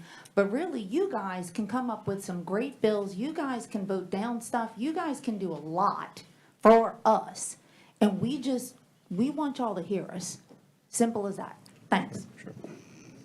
Thank you. Dr. Peterson? Oh, hang on. I'm going to go to Mr. Kuzan because he hasn't spoken yet. As long as you're not calling for question. Okay. Just checking. Mr. Wright, I'm an old board member. And first of all, I want to thank you for your participation here tonight. But in all my years as a board member, you're the first legislator that ever come and address that I can recall. But the things that I want to ask you, as an old board member, we've been to the Capitol. We've been addressed Bessie. We've done what these board members now doing. We've done that before. It has accomplished zero. It's led to this. And the situation, do you really feel you coming here today is going to make it better? Who controls Betsy? question. And communication is a two-way street. You know, just as these board members are constantly coming up to Baton Rouge and addressing you, I think you guys, the legislators, should address and come out and see just what the problems are. Because the same people that vote for us, vote for you too. And we are bringing the school situation, we do our homework. We know what this board needs. We know what education, this is a good system. But if it continues in the way that it's going now, the relationship that we have with Betsy, I can't see it doing nothing but going down, okay? Really, I don't want to be negative, but maybe you coming here today can be a start of something, okay? And that's the only thing, because I've seen it all in the past. It has accomplished zero. Thank you very much. Thank you. Dr. Peterson? Yes, sir, Mr. Wright, just a closing comment on my part is that, you know, and I agree totally with everything Mr. Kuzan just said, because I think that we, as a board, and being the people who are like on the groundwork of the school level, that our ideas and our input should be sought after, not us chasing our legislators to tell them what they might do. The legislators ought to ask the educators what we ought to be doing, since the legislators are not the educational experts. You're just, you know, you guys, no disrespect, I'm just saying, you have a job, and the job is gather the information, you know, come out with the right, hopefully come out with the right decision on the vote. But if you're addressing educational votes or issues or bills, but you're not talking to us and we can't get in touch with you, I'm not faulting us. I'm saying our legislators need to contact the educational people in their communities and find out what's going on before we vote on those bills. So please just put that under your hat. I know you're probably doing that already, but it's just not showing up. It's not registering, you know, from what we're seeing. But thank you so much, and God bless you. All right. And thank you, Mr. Wright, for coming, but the only person left to speak to now is Mr. Jabian. Sorry. So, Bart, I really appreciate you being here tonight. You know, to no one's fault, we've kind of all mentioned it tonight. Because of the election cycle, the way it happened, then special session happened. I tried to set up a meeting with the delegation, but everyone was being pulled. They were learning. They were like, we're in Baton Rouge trying to learn, and you've already said how tough it was. And I think what happened was, on top of not being able to really truly sit down because the delegation was so new, it was the weight of all the bills that happened this year. I mean, it was extremely heavy, and it was extremely impactful on education. So I think the frustration you're hearing from a lot of people is our inability, because our delegation was so new, and the weight of this session was extreme, especially on education. So look, I'm committed, as the board member said, I would love to sit down this fall and everybody just kind of talk and kind of get to know each other. Then when we know more about what the session's going to look like, sit down in the winter, early winter, and see if we can just kind of all get on the same page, where at least everyone is able to see where we stand, and we kind of understand what we can expect or what the impacts might be. So, like I said, no fault of anyone, extremely new delegation, which is just the way it rolled this year was just really difficult, and just our inability to get in front of everybody just because everybody was going in so many different directions. But again, I really appreciate you being here, and I've always appreciated us. You know, we've been on committees and talked, and I think we all understand each other, and we all understand we all have jobs to do, and different people pulling us in very different directions. So we appreciate you, Mark. Thank you. And if you want to put a date on your calendar, January 9th, we don't have a Thursday night meeting. We'll be more than happy to meet with you guys on Thursday, January 9th, out here in this arena. If anybody's do they listening. cook Thursday night? Thursday, yeah. You want to do that? We'll figure it out. But thank you so much. We appreciate it. Thank you. Appreciate it. Y'all take care. The little kid stood on it, yeah. It goes under. It wasn't because we thought you were short, no. All right, moving right along. The superintendent's update. Here we go. Oh, that's you. Yeah. First off, again, I appreciate Mr. Wright coming out. That was very kind of him to come and meet with us. First off, just, I know it's all been on our hearts, and well, these things that have happened in public schools around the nation and the mass shootings that are going on, it's what keeps me up at night. It truly, truly does. So just a shout out to Appalachia High School and the entire community, because these things, they don't just impact the students and the teachers, they impact the entire community. And, 2 teachers lost their lives and 2 students lost their lives. And I just can't say enough. My daughter swam in Georgia because female swimming is very difficult in these areas. She swam in Georgia about 30 miles away. So I've been through there many times. So I just feel for them, and I just want to let them know that everybody is praying for them tonight and will be for all they've gone through. But I would like to say I am very proud of this school system. Believe it or not, tonight is 4 weeks we've been back at school, which just truly blows my mind that it's been 4 weeks already. But I'm just so proud of everybody, every single department, every single group of people in this school system have done so much to make this a tremendous start and such a smooth transition this year. And I just appreciate the hard work that everyone's put in, and just thank you very much. We had our first principals meeting, as Ms. Baker talked about a few minutes ago. We had a 3-hour mandatory reporter training for all of our principals. And I don't want to reiterate, but I do want to thank Thomas Mitchell from the Hope House, Stacy LeBlanc from the Child Advocacy Center, Brian Brown with cyber crimes. I just can't say enough about them and the information they helped us with, helped us get through. It's a lot of difficult conversations, but I think everyone in administration is on the same page.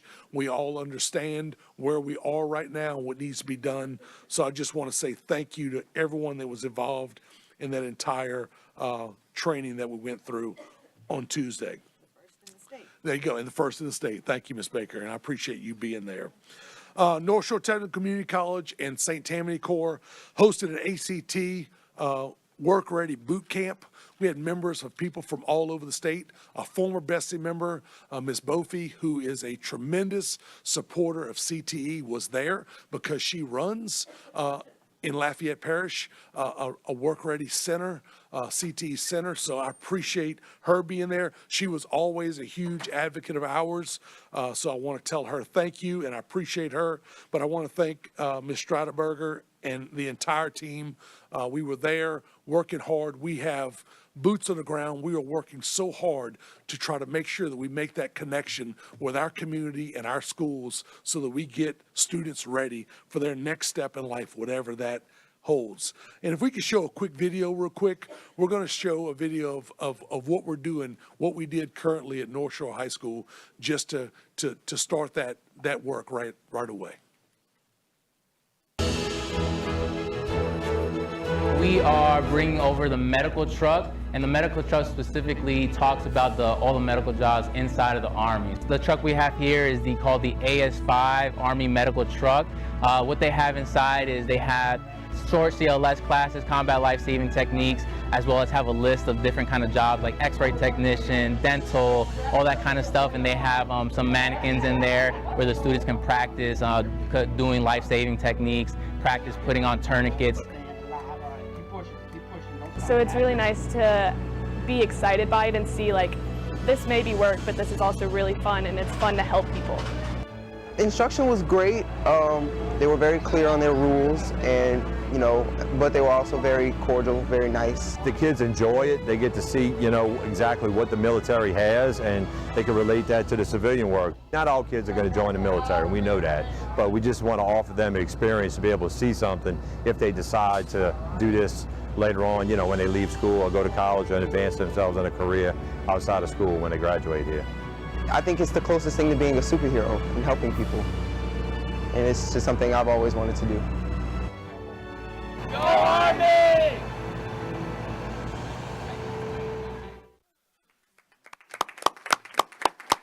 So that was our opportunity to kind kind of bridged two things together, and I appreciate the Army and our ROTC commanders that were able to put that together. But it's just another example. For those of you who don't know, St. Tammany, the parish of St. Tammany, is their aspirations in the medical realm. Their aspirations are to be a hub, similar to what you see in Birmingham, similar to what you see in Houston. They're trying to build that here in St. Tammany. And if you haven't seen what they're trying to do with all the different centers, we are trying to make St. Tammany a mecca. So any opportunity we get to connect the medical field with a lot of opportunity that our kids have, we're going to take advantage of that. So I appreciate the Army and North Shore High School and our whole school system helping to open people's eyes and to give them opportunity. 3 of those 30 days that we talked about, and since we started, we spent at Bessie, and we've talked about that tonight. Dr. Langlois and I, many of the board members, we spent days at Bessie trying to make some points clear. We're going to keep advocating and keep doing what we had to do. Dr. Langlois, one of our first days, we left home at 7 o'clock that morning, and we both pulled up about 8 p.m. at night, and it was, trying to convince Bessie and our board members about what's going on with this charter school that no one in this community wanted, but it falls on deaf ears, unfortunately, but that's just the facts of the case. We did go for accountability. I do think that we made some inroads with accountability. I think the school systems, we had teachers, we had principals, we had a lot of people there to kind of explain what the impact on accountability and kind of what Mr. Green and a lot of other people are talking about. It does feel like the deck stacked against us a lot of times, and I think we made some inroads there. So I appreciate everyone that came out to do that. Just today, we had a huge group of students and faculty and staff that were here for an FCA leadership training, and it was awesome to see those kids. We don't facilitate that meeting. We do host them and give them the avenue to have that, and they love coming here to kind of see what we do here and to kind of connect those dots. So I just appreciate Brother Steele, FCA, the students, the leadership for coming in today, and I'm wishing them an extremely positive year, and that's what I told them today. Those kids make good decisions in a very difficult climate to make good decisions. It's hard for high school kids, junior high kids, to make good decisions all the time because of the stresses and the pull that's being put on them, and these kids make good decisions all the time. So I just appreciate them coming and spending a few minutes with us today. And before I close, I just want to wish all the athletes, cheer, dance, band, color guards, and all of our schools, we're all kicking off the athletic season, and there is nothing like the start of school with athletics and all those different groups being able to perform on our fields and being able to feel just so attached to their schools. So I just want to wish everyone the very best of luck as they kick off this season this week with a lot of our official first games. So that's all I've got. I just appreciate you guys. And again, appreciate Mr. Wright coming. And I appreciate everybody's comments tonight. Thank you, Mr. Jabbia. And before I forget and move on, in the next meeting, there was something on the agenda for off-campus PE policy. If you were here for that specifically, that was pulled from the agenda, will be pulled from the agenda, so that will not be discussed tonight. So I don't want you to sit here all night and then it not be there. So passing that along. Next up, we have approval of minutes from the call meeting held on August 1st, 2024. Do I have a motion? Oh, I'm sorry, my bad. It didn't say y'all could ask questions. Oh, yeah, it does. Any questions for Mr. Jabbia? My bad. Go ahead. Thank you, Ms. Gallagher. Couple of things, since what's happened in Georgia, could we look at doing some sort of evaluation at all of the school sites, either by the SRO or some, the sheriff's office?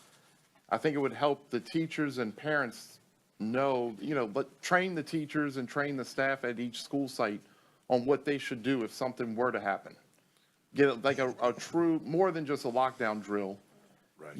Let them, hey, this is how it's going to go. This is, whether it's run by the SRO or, somebody here, maybe, sure, on the teacher professional development day at the end of the 9 weeks. Sure. I think it would just make the teachers feel more secured in their site. Second, metal detectors are at all the football stadiums installed and ready to go? They're all portable. They move from footballs or football stadium to gymnasium. So the two of those is where they'll be, yes. Did the JV football teams have already had it their game? Did we use them there or some? Most of them have been used, yes. We trot them out for Jamboree and for the games, but they're going to be used from this point forward on all events at our football stadium and in our gym when we host another team. Okay, but the JV trial, like that was a good trial run? It was. And it was a great run at the Jamborees, those that hosted it. We haven't had any issues. They're very easy to use. They're very easy to do. We're able to pass around. We're working, and like I told all the administrators, a lot of people were concerned about stadium seats and those kind of things. Those are pass around things that we'll inspect and hand back. But yeah, all those devices are there so that the experience of all of our athletes and our spectators is positive. Okay, and I know we talked about it during the week, so I hate to bring it up, the cashless system. Could we really reevaluate that? Because I think we're trying to get the community into these games and events and have them attend, and I know a lot of grandparents may not have, kids don't have the Apple iPhone, and it really hinders people's ability to last minute attend events. We will definitely take a look at it, Mr. Harrell.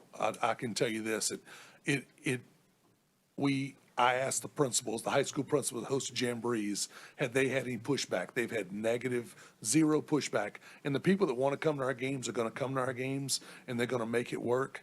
The issue is there's so much that takes place to collect funds, to count those funds, to handle those funds, get them deposited that night. It's a tremendous burden on our people.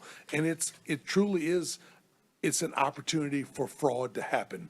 And I'm not saying that we have that situation going on. It's just our goal has been to, as much as possible, with My Payments Plus in the schools where people can pay their bills without having to hand over cash. And then at games, we just have very little pushback because everywhere we go, no matter where it is, they use the same system. This system is in place in 80% of the schools in the South. I understand what you're saying. I understand it's tough, but everybody finds a way. They find a way to get to the arena. They find a way to get to the Superdome, and they find a way to get to our games. And I understand what you're saying. I totally get it. It's not easy sometimes, but it will become easier. My Payments Plus was very difficult when we first started, but it is almost fully implemented now to where our schools have become almost cashless.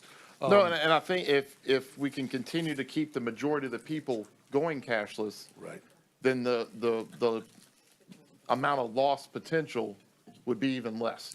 For those one or two that do come without a way, instead of turning somebody away. Got you. I guess my last comment would be, I know there's been some talk, the Federation has suggested maybe going to private security, rent-a-cop type, and get away from SRO. I would like to stay committed, seeing all this happen, not going to an itinerant secured, right, rent-a-cop or itinerant sheriff's office SRO deputy. Right. Continue to have full deputies in all the schools. I think, as you can see, as what happened yesterday, that our SROs, and I'll die on this hill. Our SROs, our MHPs, and our nurses are the best thing we've ever done when it comes to supporting the entire school on every campus. I mean, they're there. Nobody thinks about them until they absolutely need them. But when they need them, they're there. So, you can't put a price tag on security. You can't put a price tag on having medical personnel there. If you're when you have an emergency, you thank God every day you have them there. So, yeah, there's not under my time here as superintendent are those things going to be compromised, and we've got to think very hard about making other cuts or sacrificing somewhere else other than safety, security, medical. I mean, it's just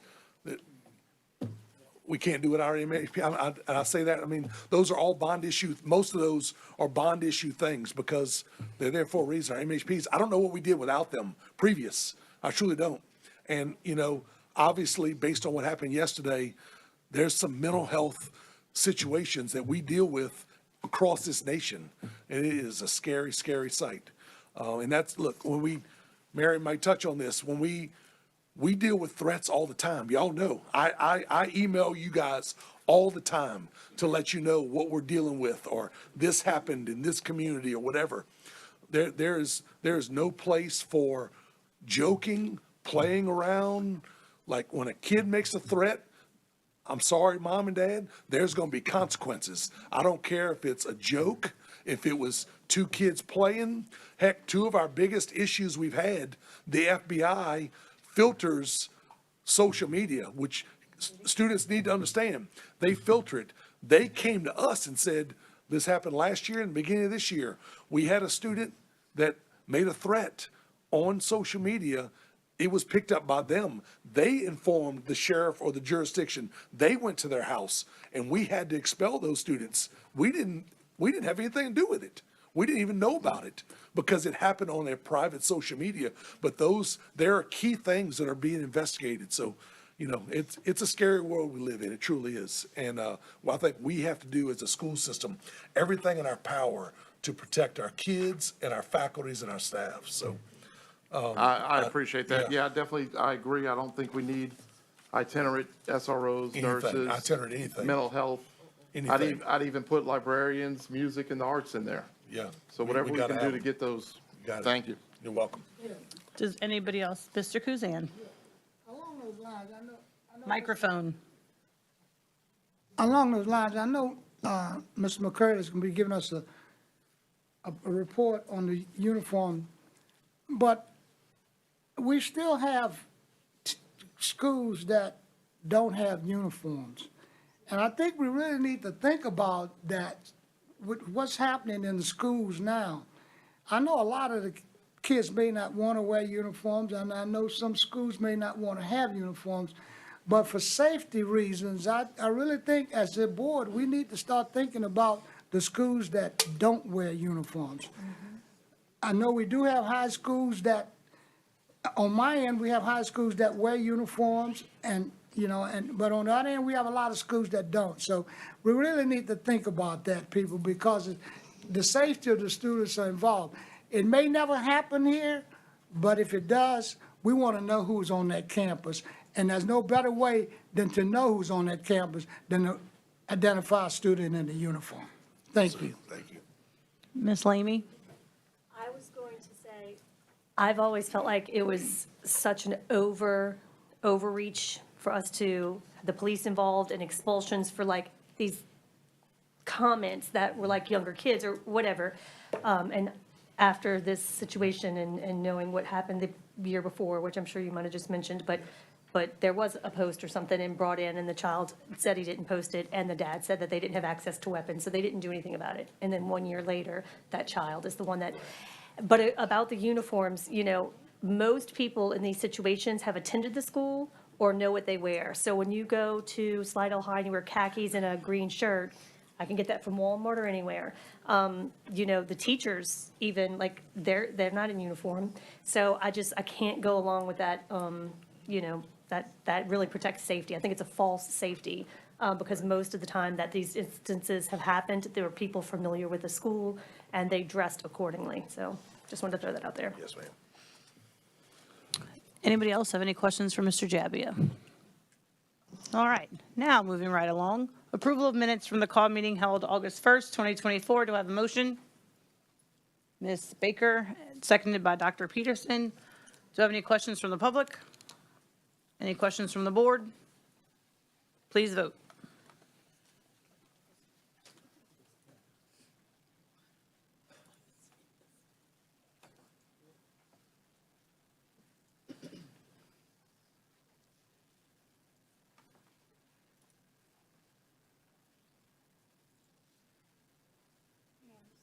And that passes unanimously.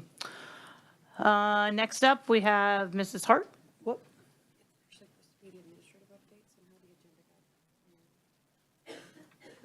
On here it says administrative update. Even on there, it's not. I know, it's going off this. I have the administrative update, Mrs. Hart.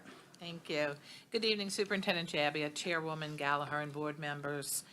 Our Act 50 lockdown drills occurred in all of our schools and 2 of our sites. They will wrap up tomorrow, and those are the lockdown drills that we have. And we receive really positive feedback from law enforcement because they are with us while those drills are going on. So I'd like to thank our administrators, employees, law enforcement, and our students for taking those drills seriously. They do drills throughout the year, fire drills, that sort of thing, but they also can do lockdown drills when they want to. So kind of to answer your question, Mr. Harrell, we do those, and we make sure that our teachers know what they need to do in those situations. God forbid anything ever happen. Our school, every school has shown the threat video to 5th through 12th graders. That video was produced by Channel 13 in conjunction with law enforcement and the DA's office regarding making threats. And the video is on our website if anybody would like to view it. And I just implore parents to please talk to their kids about the consequences of making threats, just like Superintendent Jabbia just said. We take each and every threat seriously. You know, we get raked over the coals sometimes. We're overreacting. We're doing this. That's not what my child meant. I'll be criticized all day if it means I'm keeping kids safe. And so we take everything. We're doing the night, Saturdays, whenever, we take them seriously. So please talk to your kids that law enforcement might be knocking on your door because they're going to investigate and work with us, especially in light of what happened yesterday. You just never know. And we want to make sure everyone is safe. We will, I'd like to thank my team, Mr. Donald, who works very closely with law enforcement, and also my guys and Jennifer, who help us to do all that on a daily basis.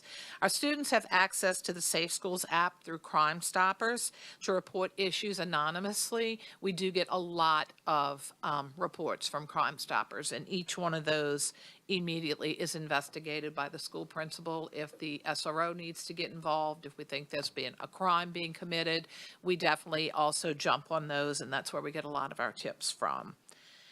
Our quarterly law enforcement meetings began this week with Covington Police Department being first. That was yesterday.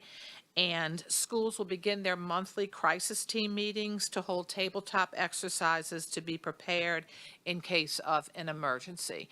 And I know I've talked about our tabletop exercises before, but that is when they are given a scenario and they have to, with their crisis team and their SRO, plan out what would happen if, in fact, something did go awry in a school. And, you know, we make sure that our crisis team members, that everybody on the campus knows what their responsibility is. We up here as management up here, we make sure that everybody knows what their responsibility is if something happens. And I've always said, you don't want to wait until you're in the thick of something to try to figure out what to do. So we're proactive, and I thank Superintendent Jabbia for allowing us to be as proactive as we are. I think that's it for my update. Do you have any questions for Ms. Hart? Ms. Hurstis? Actually, I do. I want to kind of bring up something. Okay, so this Safe School app that you said that you can report anonymously on tips. Crime Stoppers. The crime. It's through Crime Stoppers. Okay, so it's through Crime Stoppers. Okay. Because I was wondering if we could use that app, because remember a while back we were talking about reporting anonymously on the whole, the sex thing we were talking about? I guess we couldn't, I guess that's the same thing?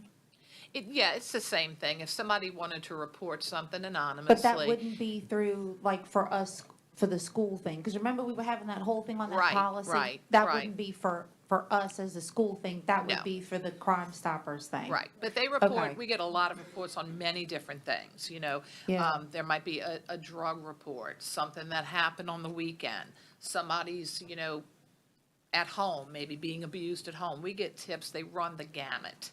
So, and we do investigate all of them, or have law enforcement investigate Okay. them. Because I know that was kind of one of our things on that policy, is we were thinking how they, like a teacher or whatever, could report to us anonymously as far as the administration to kind of, okay, all right. I was just, I guess, thinking, maybe. No problem. Yeah, thanks.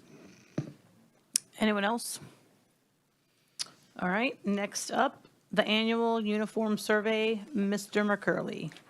The annual uniform survey for the 23-24 school year has been posted to board docs, and Mr. McCurley is here if you have any questions.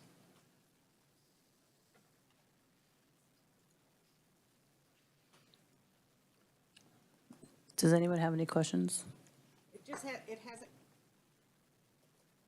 Go ahead, Ms. Baker. Thank you, already. This has not gone out yet. This is what is going out. No.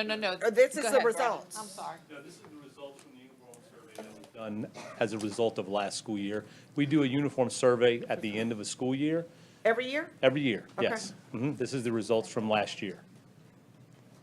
Okay. But we will never again survey the schools that have them. No, No. in 27, the schools will be coming up for another vote. good. Okay. Yes. People in ask two- that all the- Yeah, in 2027, all of the schools will be coming up for a vote. It's pretty much a 4-year cycle. Okay. Yeah. Perfect. Okay, good. I didn't realize that. Thank you. So this, go ahead, Ms. Baker. No, I'm just looking for the end result of the survey. I It's know. in- I'm looking. So this, all schools were on this survey or just the schools that have uniforms? Just the schools who actually have uniforms is who completes the survey. We only have 6 schools who do not. Correct. So the 49 other schools completed that survey. I noticed that you had a recommendation for all the schools to have uniform. How strong was that?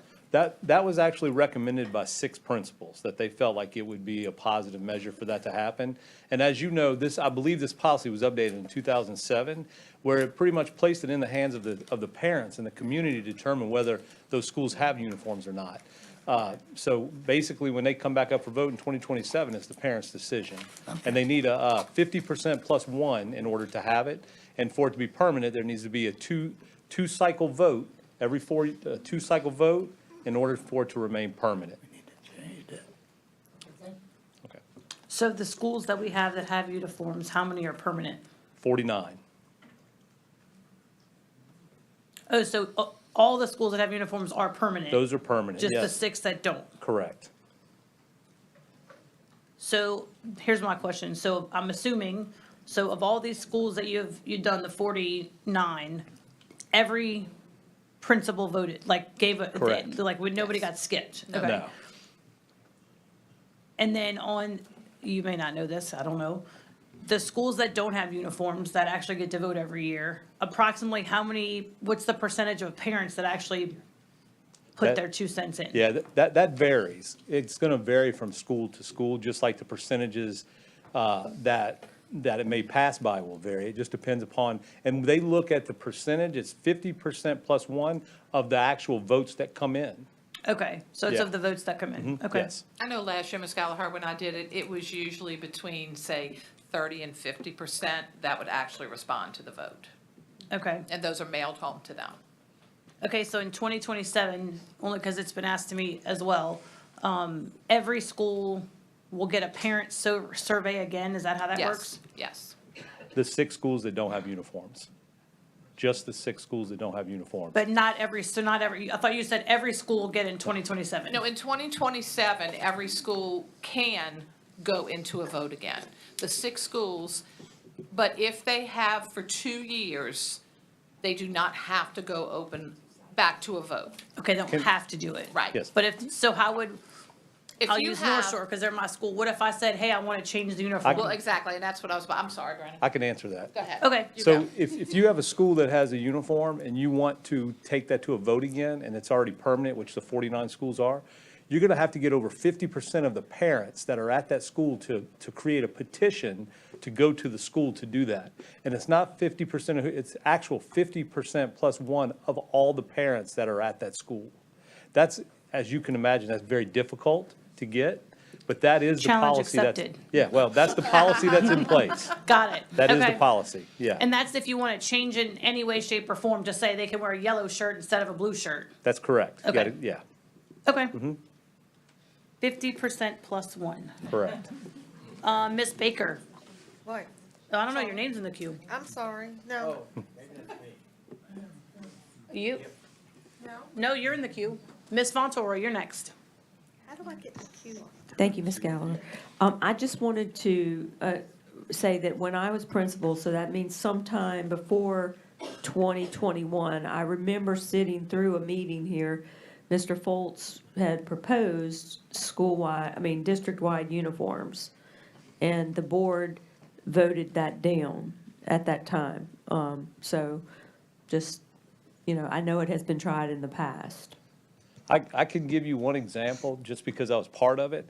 As principal at Covington High School, when we voted this last time, it was almost like 90% to 10% no uniforms. I can tell you Mandeville High, they voted 80% against uniforms. So these are some very strong opinions in these communities, and I think that's probably what's made this valuable, because we have respected the opinions of these communities, and these are the people who are going out and purchasing these items.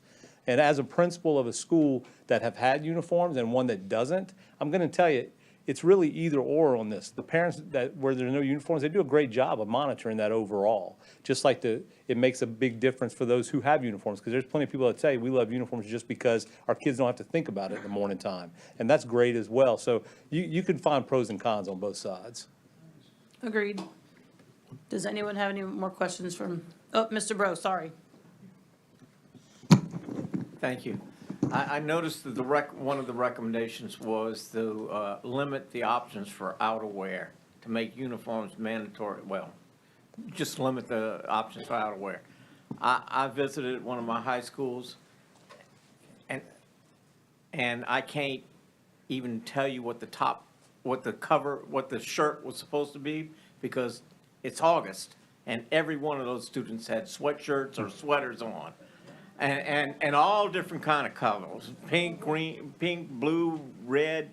I mean, there is no way that you could look out at the population and say what the uniform was. It was, I mean, you might as well not have uniforms. I mean, khaki pants, fine, but on the tops, there was no consistency at all. Mm-hmm. So I would like to see that recommendation followed or pursued in the future somehow, that even if it's a top, that it has to be a certain color, maybe. So because there's basically no uniform. Right. I think, Mr. McCurley, I think anybody that's ever been an administrator that's in this building will say that the most difficult part is outerwear, because of the way it's worded, and because what our kids, the style, it is the worst to try to manage. But we would love to entertain any recommendations on limiting outerwear. It's going to be tough. I'm going to tell you, it's going to be tough. But there's a lot of school systems that have addressed hoodies, and I think that would help out most schools, whether you have a uniform or not. To limit hoodies would be heavy, but it would be something that we should consider. And I'd like to add on to what Mr. Jabby is saying. The banning of hoodies would be a huge deal. But we also need to remember, when y'all begin to think about things like outerwear, a lot of our kids, they have what they have.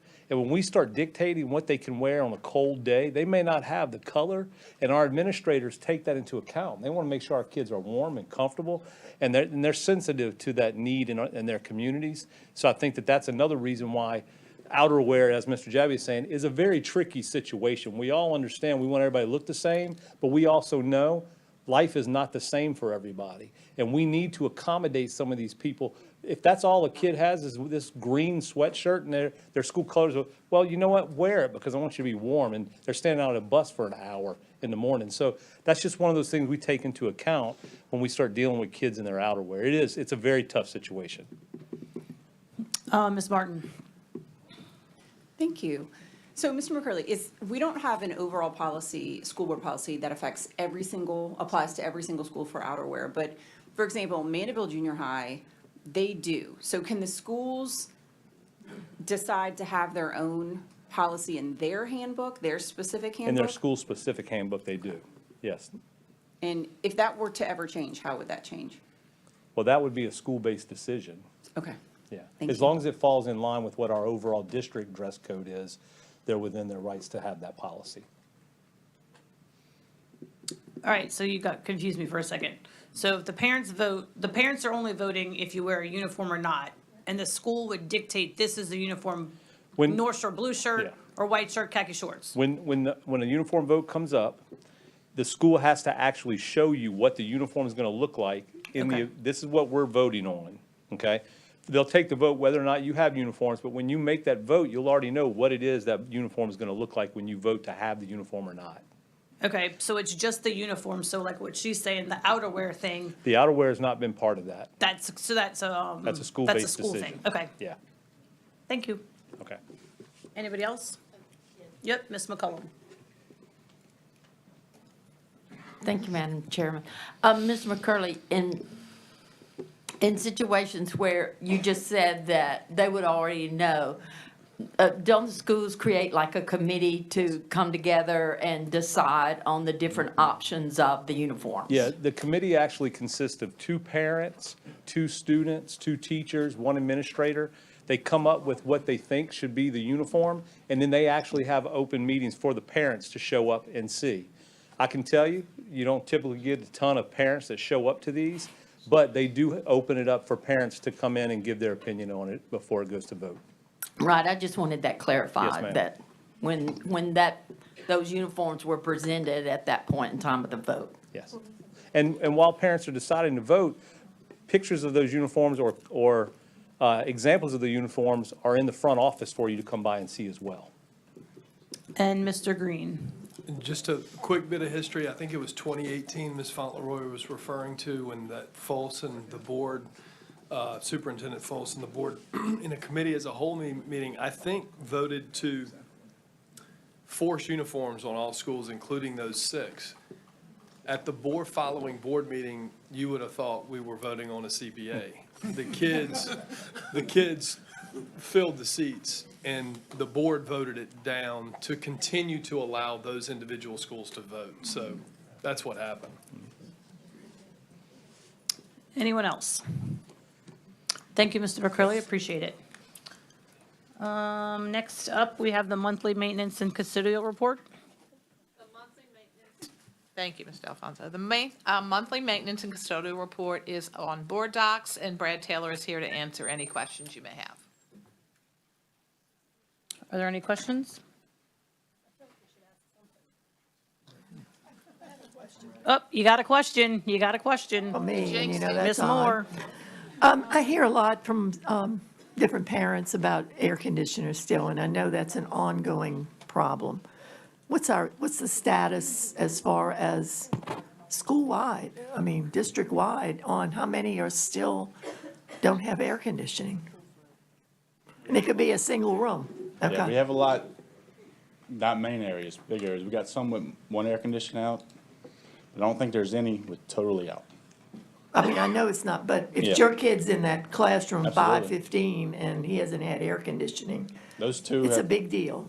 I went there myself this morning. There's 2 That brand new one, units. okay. And I know this is out there for everybody. We're having a lot of problems getting technicians in. Absolutely. I, for one, think we need to be paying them more. And Absolutely. even though everybody needs more money, these people can work for the private sector and make a whole lot more money. Yeah, we don't have the technicians like we need. I by no know. means. And anybody out there, especially our high school kids, this is a great way. Go to tech school, get an air conditioning, HVAC degree, Absolutely. your life is set. Thank you. Especially in Southeast Louisiana. Anybody else? Any other questions? All right, thank you. Gallagher, can I say something Oh, real quick? yes. Every time an air conditioning issue is called into them, we just want everybody to know that they get on it right away, okay? I am so hot-natured, and so I am the first one to say, get that air fixed for them. So please know that we do get on that right away. I know the Stanford Parish had that problem in the schools, in such schools, the whole schools were out. Yeah, didn't they I think they shut school down. Pastoral High. Yeah, Pastoral High School Canceled for a day. canceled school because of air conditioning. Well, please don't jinx us. Tomorrow, No. I don't want to hear a No. school went totally down. Thank you. Thank you. Thank you. All right. Administrative update. We already did that. That's backwards. My bad. Okay, Ms. Tipton, you're up on construction. Thank you, Ms. Rufino Gallagher. We have a couple of substantial completions this evening, and these are subject to the engineer's recommendations, submission of all regulatory requirements, and approval of Superintendent Javia. The first item is the substantial completion of Wood Lake Elementary School limestone parking lot, and that's project number P0467. Do I have a motion? Ms. Martin, on a second by Ms. Moore. Any comments from the public? Any comments from the board? Please vote.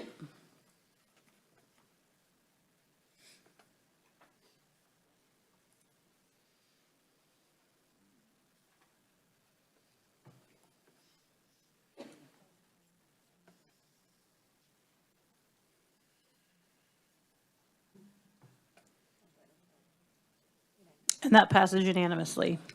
And our next item is substantial completion of the Abita Springs Middle School, replacement of rooftop units on the main building, and Lake Harbor Middle School HVAC units at the cafeteria, library corridor, and gymnasium, and that is project numbers P0407 and P0416. Do I have a motion? Mr. Harrell? Do I have a second? Ms. McCollum?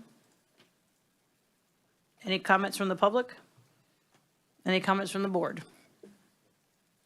Mr. Harrell? I did pass by when they were putting the AC units up on the roof, so that was quite a undertaking, I think, in one weekend that they knocked it out. Yes, sir. And it was very impressive. Thank you. Any other comments? Please vote.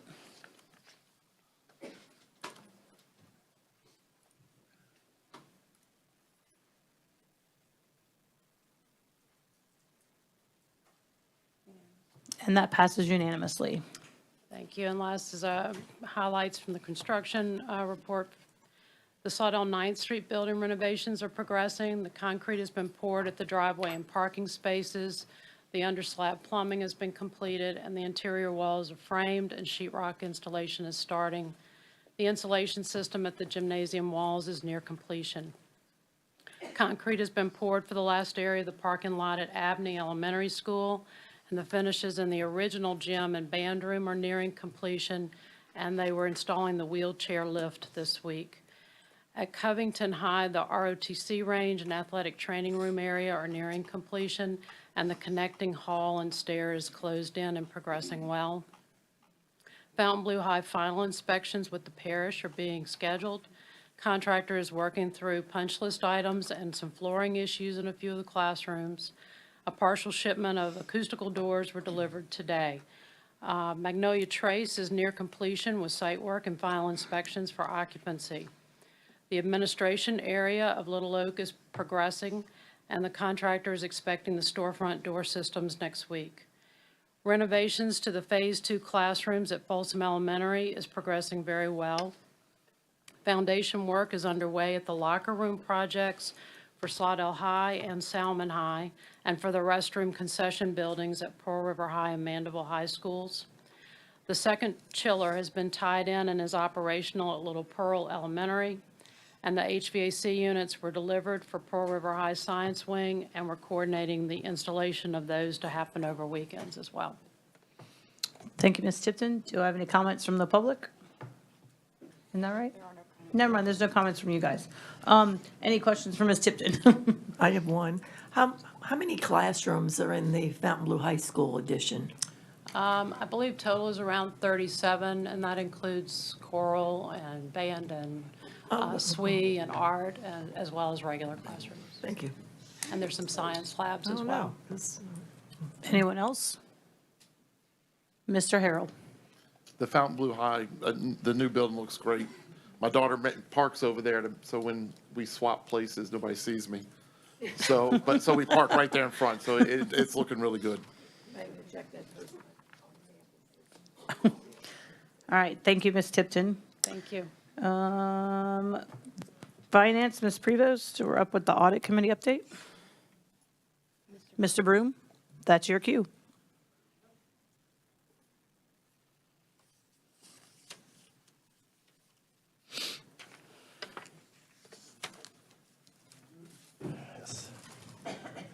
I'm going to move this box first. There. Now I can reach it. Yeah. Thank you. Good evening, Madam Chairman and members of the board. My name is Robert Broom. I'm the chair of the Audit Committee. And I'd like to report on our meeting that the Audit Committee held on July 31st of 2024 here at the school board offices. We had a quorum, and the minutes of the meeting show that the internal audits of 8 schools were presented. All issues identified in the reports have been addressed by management. An internal audit of records of all property, real property that is land, owned by the school board has been completed. With the exception of 2 small unresolved issues, all property owned by the school board is now is documented in Munis, the school board system. Proper documentation for all these properties is being finalized. Property records stretch back to 1895, and current documentation is not up to date in all cases. So management is working with the assessor to confirm land records for all the properties. An internal audit of proper storage and protection of confidential information in the school system, throughout the school system, was completed. This was an excellent report by the internal auditors and identified problems that needed to be corrected. This report should be used as a template for future internal audit studies of management activities throughout the school system. Management is addressing the issues reported and is issuing corrective guidance, and management will report on follow-up actions to the committee at a future meeting. An internal audit of the Transportation Department was completed. All regulatory requirements for the Transportation Department were reviewed. The department was found to be in compliance.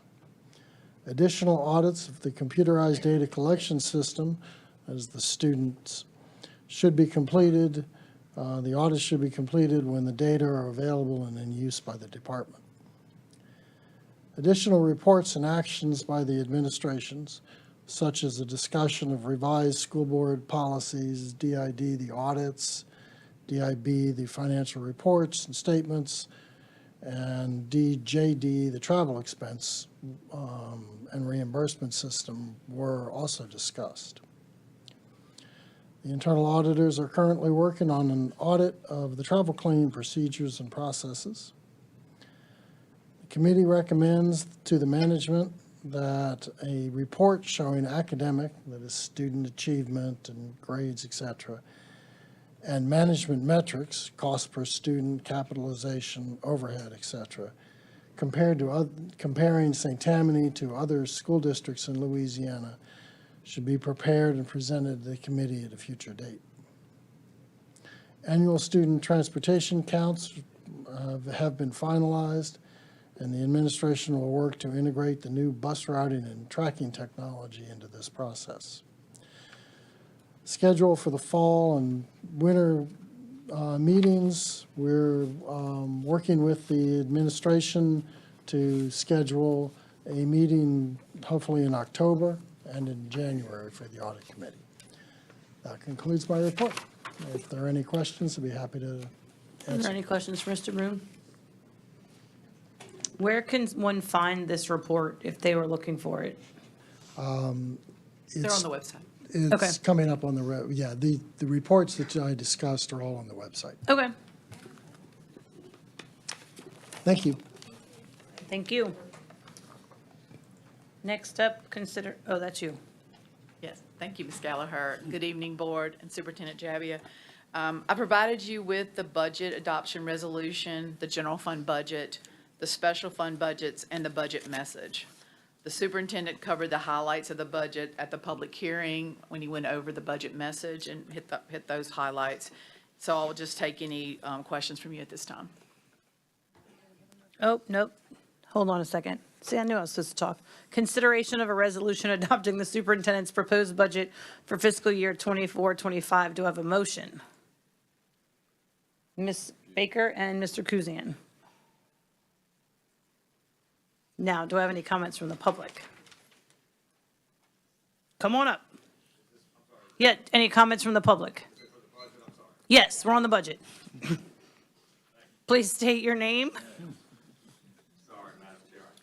Thinking about my comments. That's okay. Brian Osborne, Federation President. I did send the board the Budget Hawks recommendations, if you had a chance to look for it. Mr. Harrell did reference one aspect. We offered a lot of ideas. Obviously, the elephant in the room is payroll. Mr. Foss went through a period where some hard cuts, you're talking about hundreds of people, okay? And I told you what you can save at each level. So I think some hard looks have to be taken there. Construction is another one. You know, as we've, some of these bond issues are gone and you're relying more and more on the general fund, that's another area you can cut, but we're also offering some other ideas. It's an idea in a nutshell, but this is what I wrote. With the SROs, needs assessments could tell whether or not a school needed a permanent SRO. Cheaper security guards should also be considered. That could be bolstered with patrols by itinerant SROs. So obviously in a time of tragedy, there's the emotional and visceral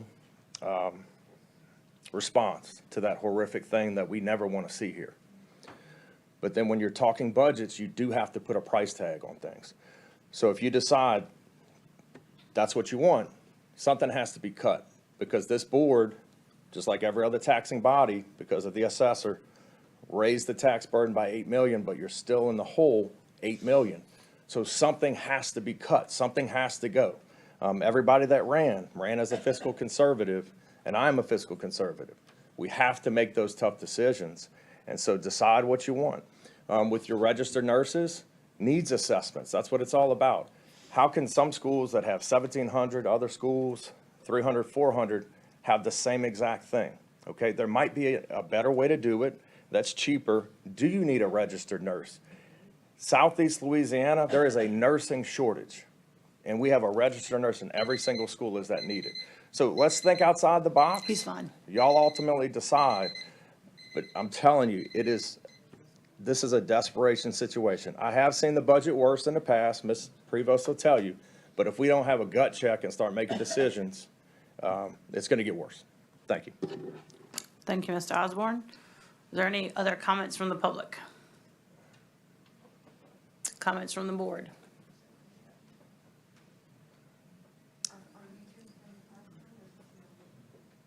Ms. Moore, did you click in for this?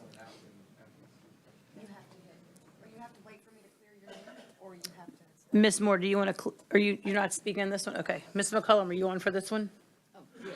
Okay. Just making sure we got the right people. Ms. McCullum. Oh, I'm first? You are first. Oh, thank you, Madam You were Chairman. third, but now you're first. Oh, okay. I have some questions, but most of my questions have been answered. Some of my questions are just to bring some items to the public. So I will start out with curriculum and instruction on textbooks. In 22-23, we went over budget. We all were aware of that. We budgeted less last year, $10 million, but we only spent in the 6 million category, so I appreciate you guys in curriculum and instruction decreasing that amount. And for our budget coming up this year, I guess, Ms. Langlois, you would be one to answer this. What are we looking at having to purchase in that department? Yeah, no, thank you. It's a great question.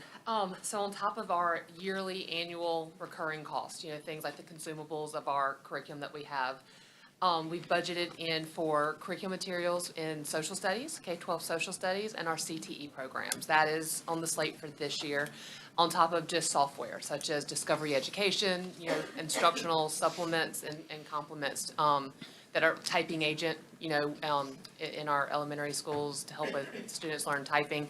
That's included in that. But those are the major new curriculum materials that are on the slate for this year in this budget, is social studies and CTE, career and technical education textbooks.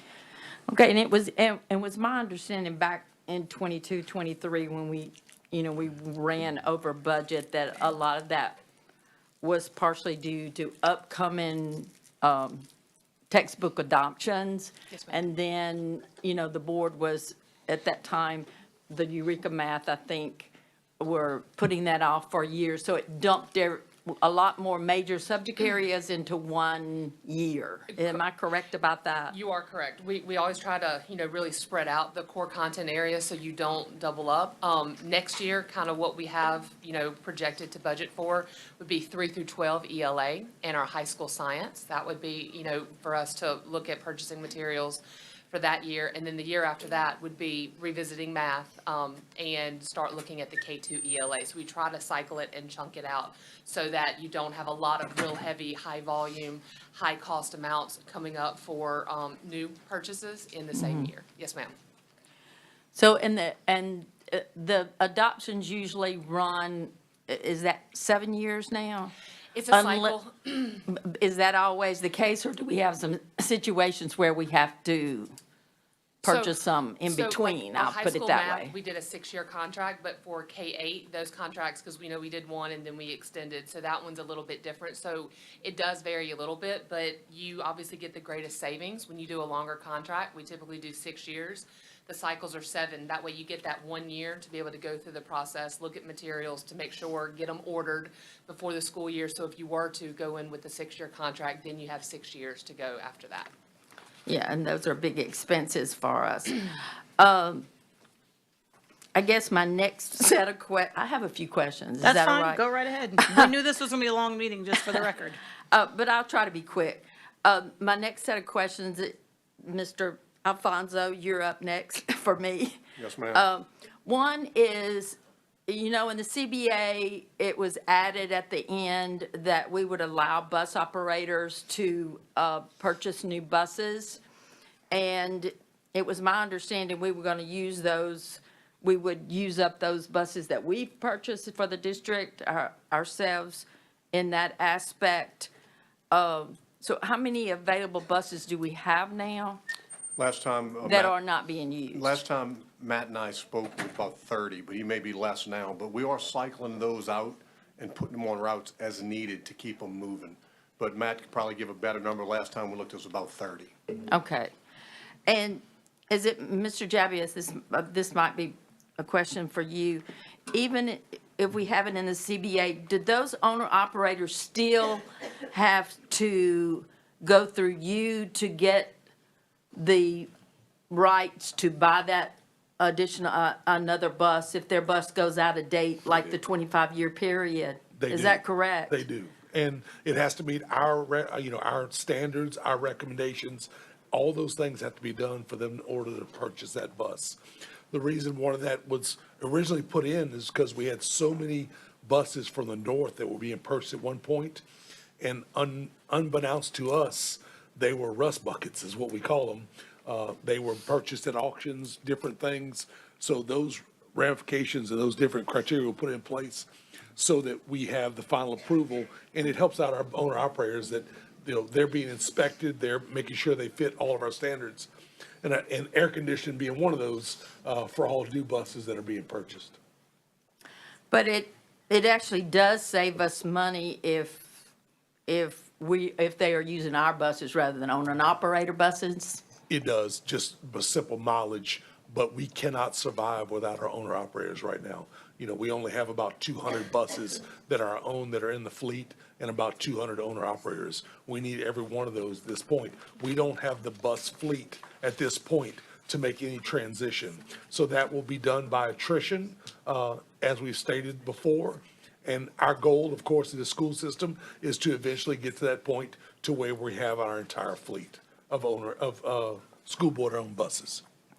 So when they buy their buses, they can't be more than 10 years old, is that correct? Steve can talk. Is that right? If they bring a bus from into the system, from outside the system, it has to be 10 years or younger. And they would have to have air conditioning and all those things that That's correct, that are yes, ma'am. now Matt being required. Matt has a list of specs that he goes through, and before it's purchased, it goes through him.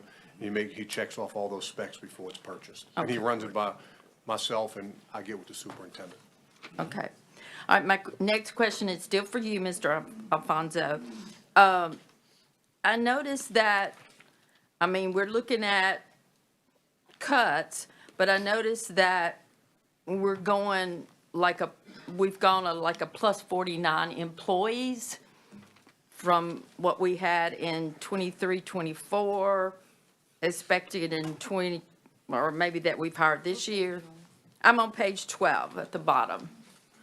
So are those vacancies or But that's a What real is good that? question, and I did a trend this year, George and I did it in 2022, we had 83 vacancies, okay?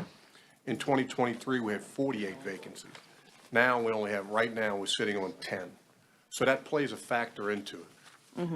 With that being said, Superintendent Jabbia and I are taking a deep dive into the staffs at every school. We already started to see where the needs are and where we can make some cuts. And we already started those hard conversations with principals to expect it and to look at their staff, look at their master schedules to see where things can be tweaked. And our goal is to do it by resignation or retirement. That's our goal. But if it is not accomplished by that, then we'll go into the involuntary transfer process and start moving people, and moving people to the appropriate areas. So we're hoping that we can take care of this and maybe eliminate some of these employees, not eliminate them, that's not a good word, because, we don't want to do that, but that we can take care of some of these additional employees by attrition. We feel like Yes. that's going to accomplish it without having to go into involuntary transfer process? We feel very strongly, and then we're going to make a concerted effort that no one will lose their job. That's our goal. Great. Okay, let's see, what else?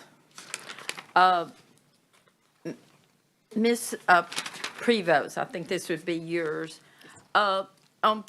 On page 12, the community service operations, that's almost going to nothing. Can you explain that to me? Sure.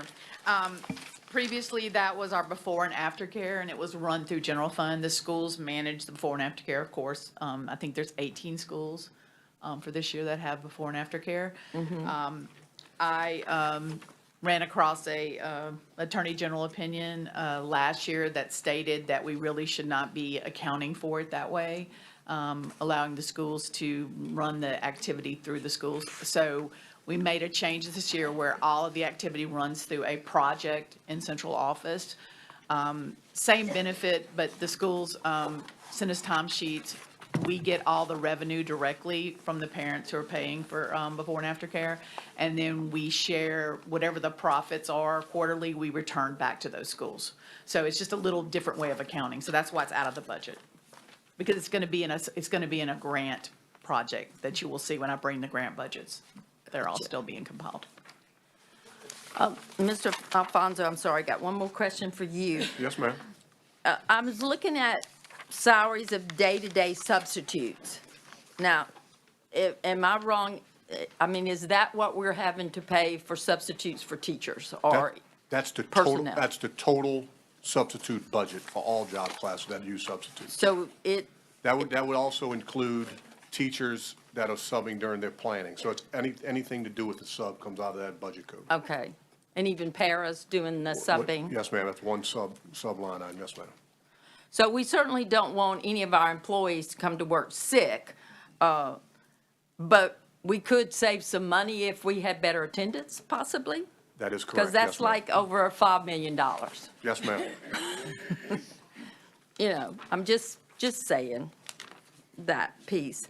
And then I also want to commend Mr. Bullion. It looks like you've cut your budget quite a bit. I don't know if you're cutting things or if what's happening. You might want to comment on that, but I appreciate that very much. And are in any of the departments in ways that you are trying to cut? My only comment would be, yes, we're looking at, budgets that are over, we didn't meet our budget this year, but we're going to manage it somehow. But I think that we're going to all have to look at ways that we can cut in every single department. And it looks like, from what I'm seeing, that y'all are trying to do that, all of you. So we appreciate that.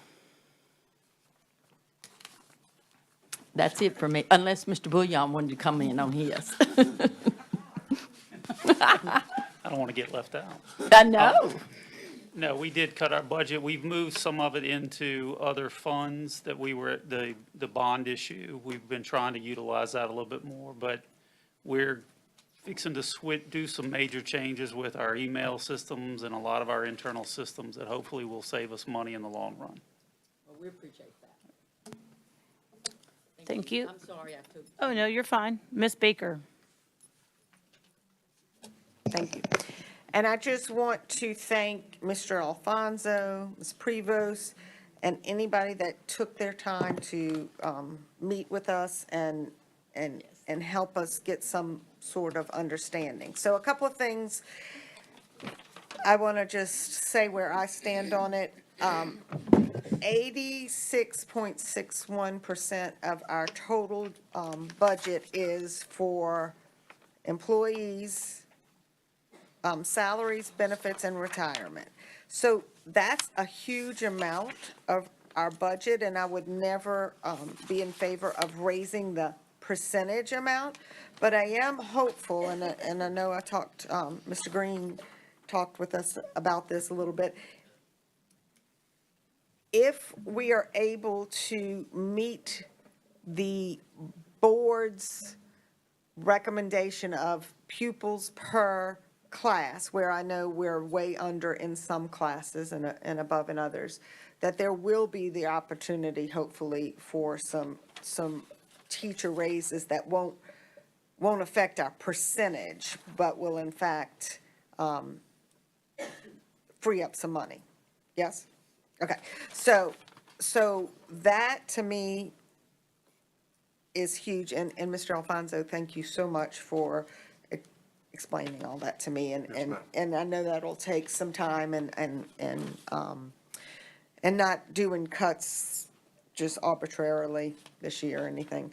I want to recognize the boards that came before us that left us with extra emergency funds, I guess you would call it, so that when we find ourselves in this position, we were able to cover it. So one of the things that I hear so much is why is a parish of St. Tammany not in this financial position?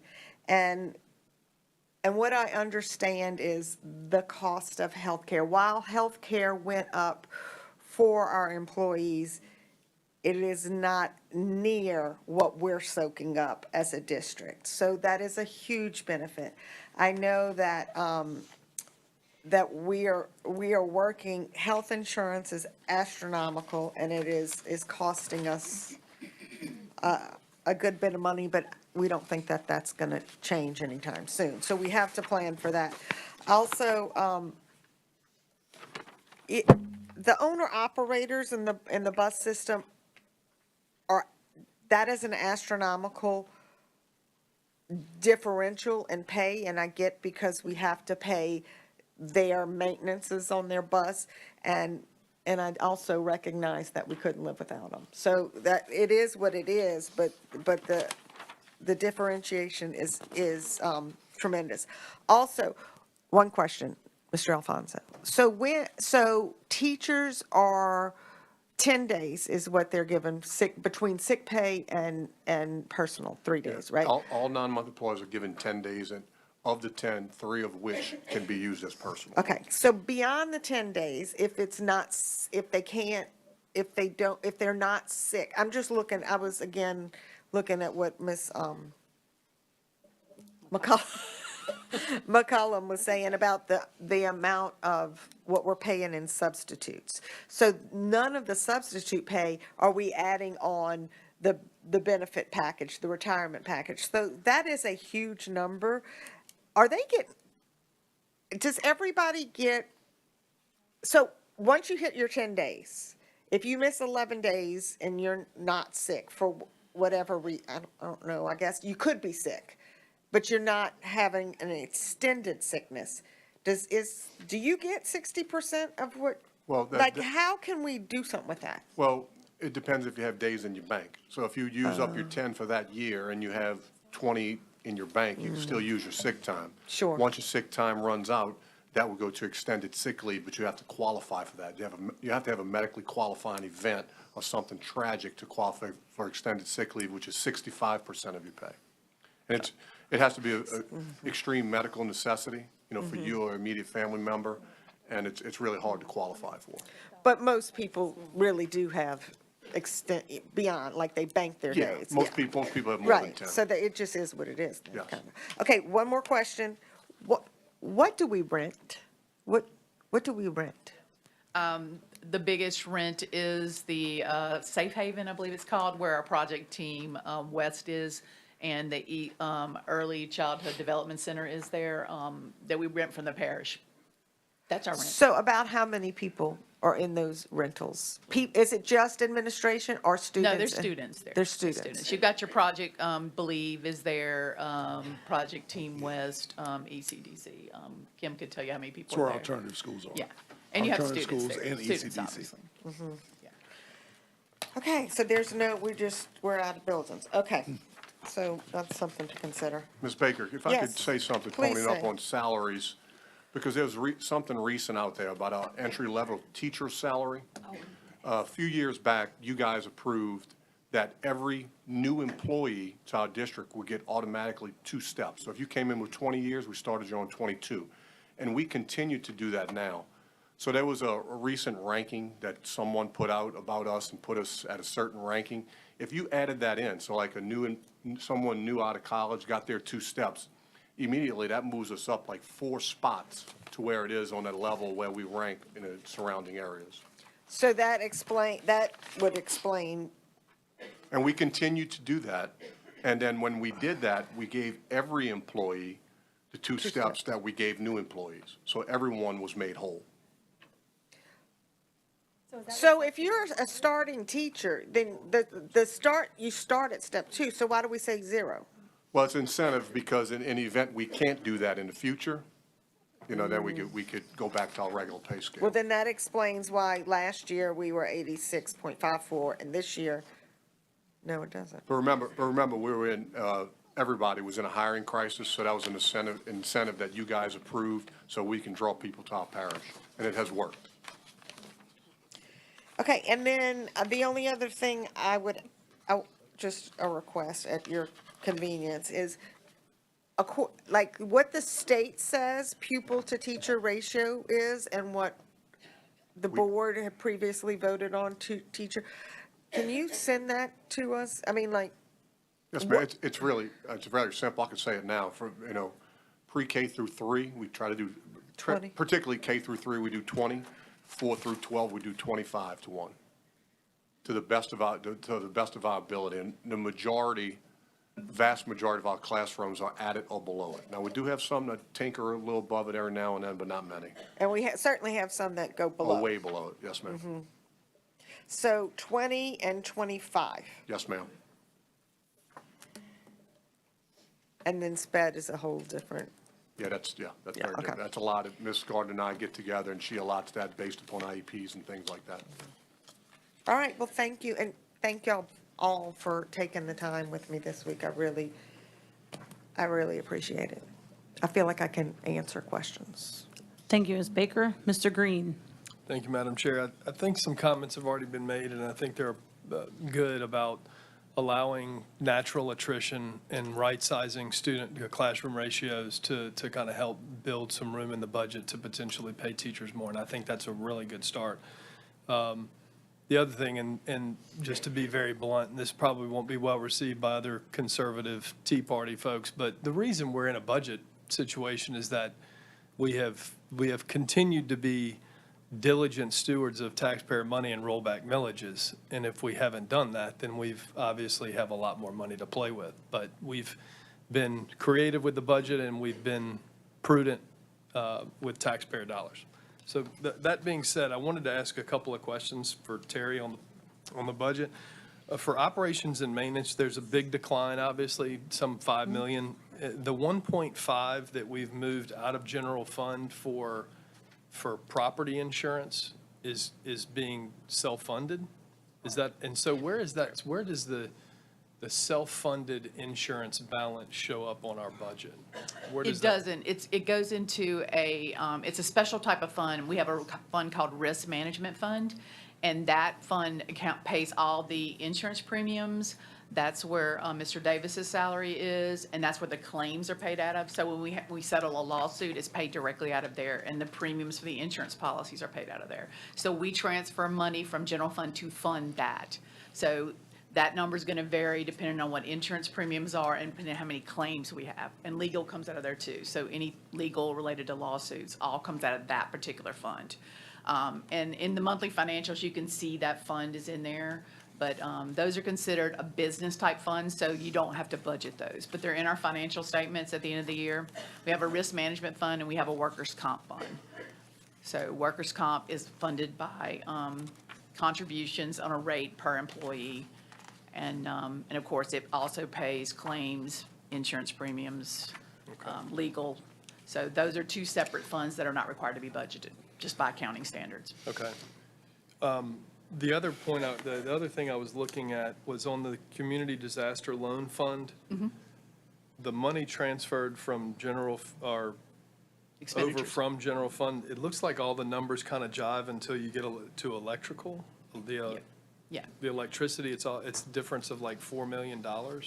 Yeah, we didn't transfer it all. 8.1 million was put into the community disaster loan from general fund to balance general fund. Okay. So hopefully we're gonna come under that number, and so we won't need that much. But right now, utilities for electricity are being paid out of community disaster loan, just in anticipation, like they were last year, that we would have a deficit. But hopefully, that number some of that money can be moved back if we have a lower number come in.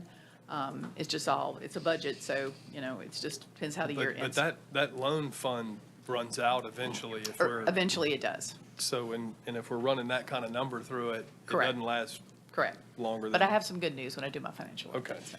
So maybe it won't be so bad. Another, probably not, the school food services were about 2.3 million or so is being used from general fund? No, it's more than that. That number is. And I guess the point is that maybe we should revisit paying for school lunches again? Eventually, you probably will have to, but general fund is providing 2.3 million Yeah. from transfers and then 5.3 million from the MFP. Yeah. So the two numbers together, so about $8 million, we fund food service. And they did have a $2 million fund balance for last year, so we were able to use some of that money. So that money will be gone if they utilize the whole budget. So then next year it would be 10 million. we'd have Yeah, to and fund. I know that there's schools that majority are free and reduced lunch, so Yes. kind of the whole school would qualify. Right. But I think in schools that maybe, we need to revisit that. Yeah, well, free and potentially, 'cause- reduced lunch, we get a higher rate. I'm hoping the government changes the CEP and does give bigger rates for that, but we'll have to see what happens with that. Again, and then just BP oil spill settlement, I see where Mr. Bouillon, is that your 2.5 million there for school and security equipment? That's metal detectors, the wands, vape sensors. I think there's a few more. Is that a one-time or reoccurring?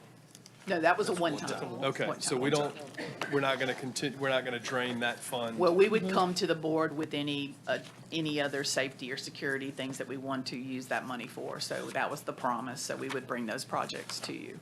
And before then, that's- the last thing, I think it's the last thing, the school security fund, we talked about this very briefly before the meeting, but we're only receiving tax payments for not even half of what it cost us to staff that. Right. Mr. Osborne brought up some good points about maybe looking at a needs analysis, but I mean, when we set this up, I know the costs have increased considerably, but Correct.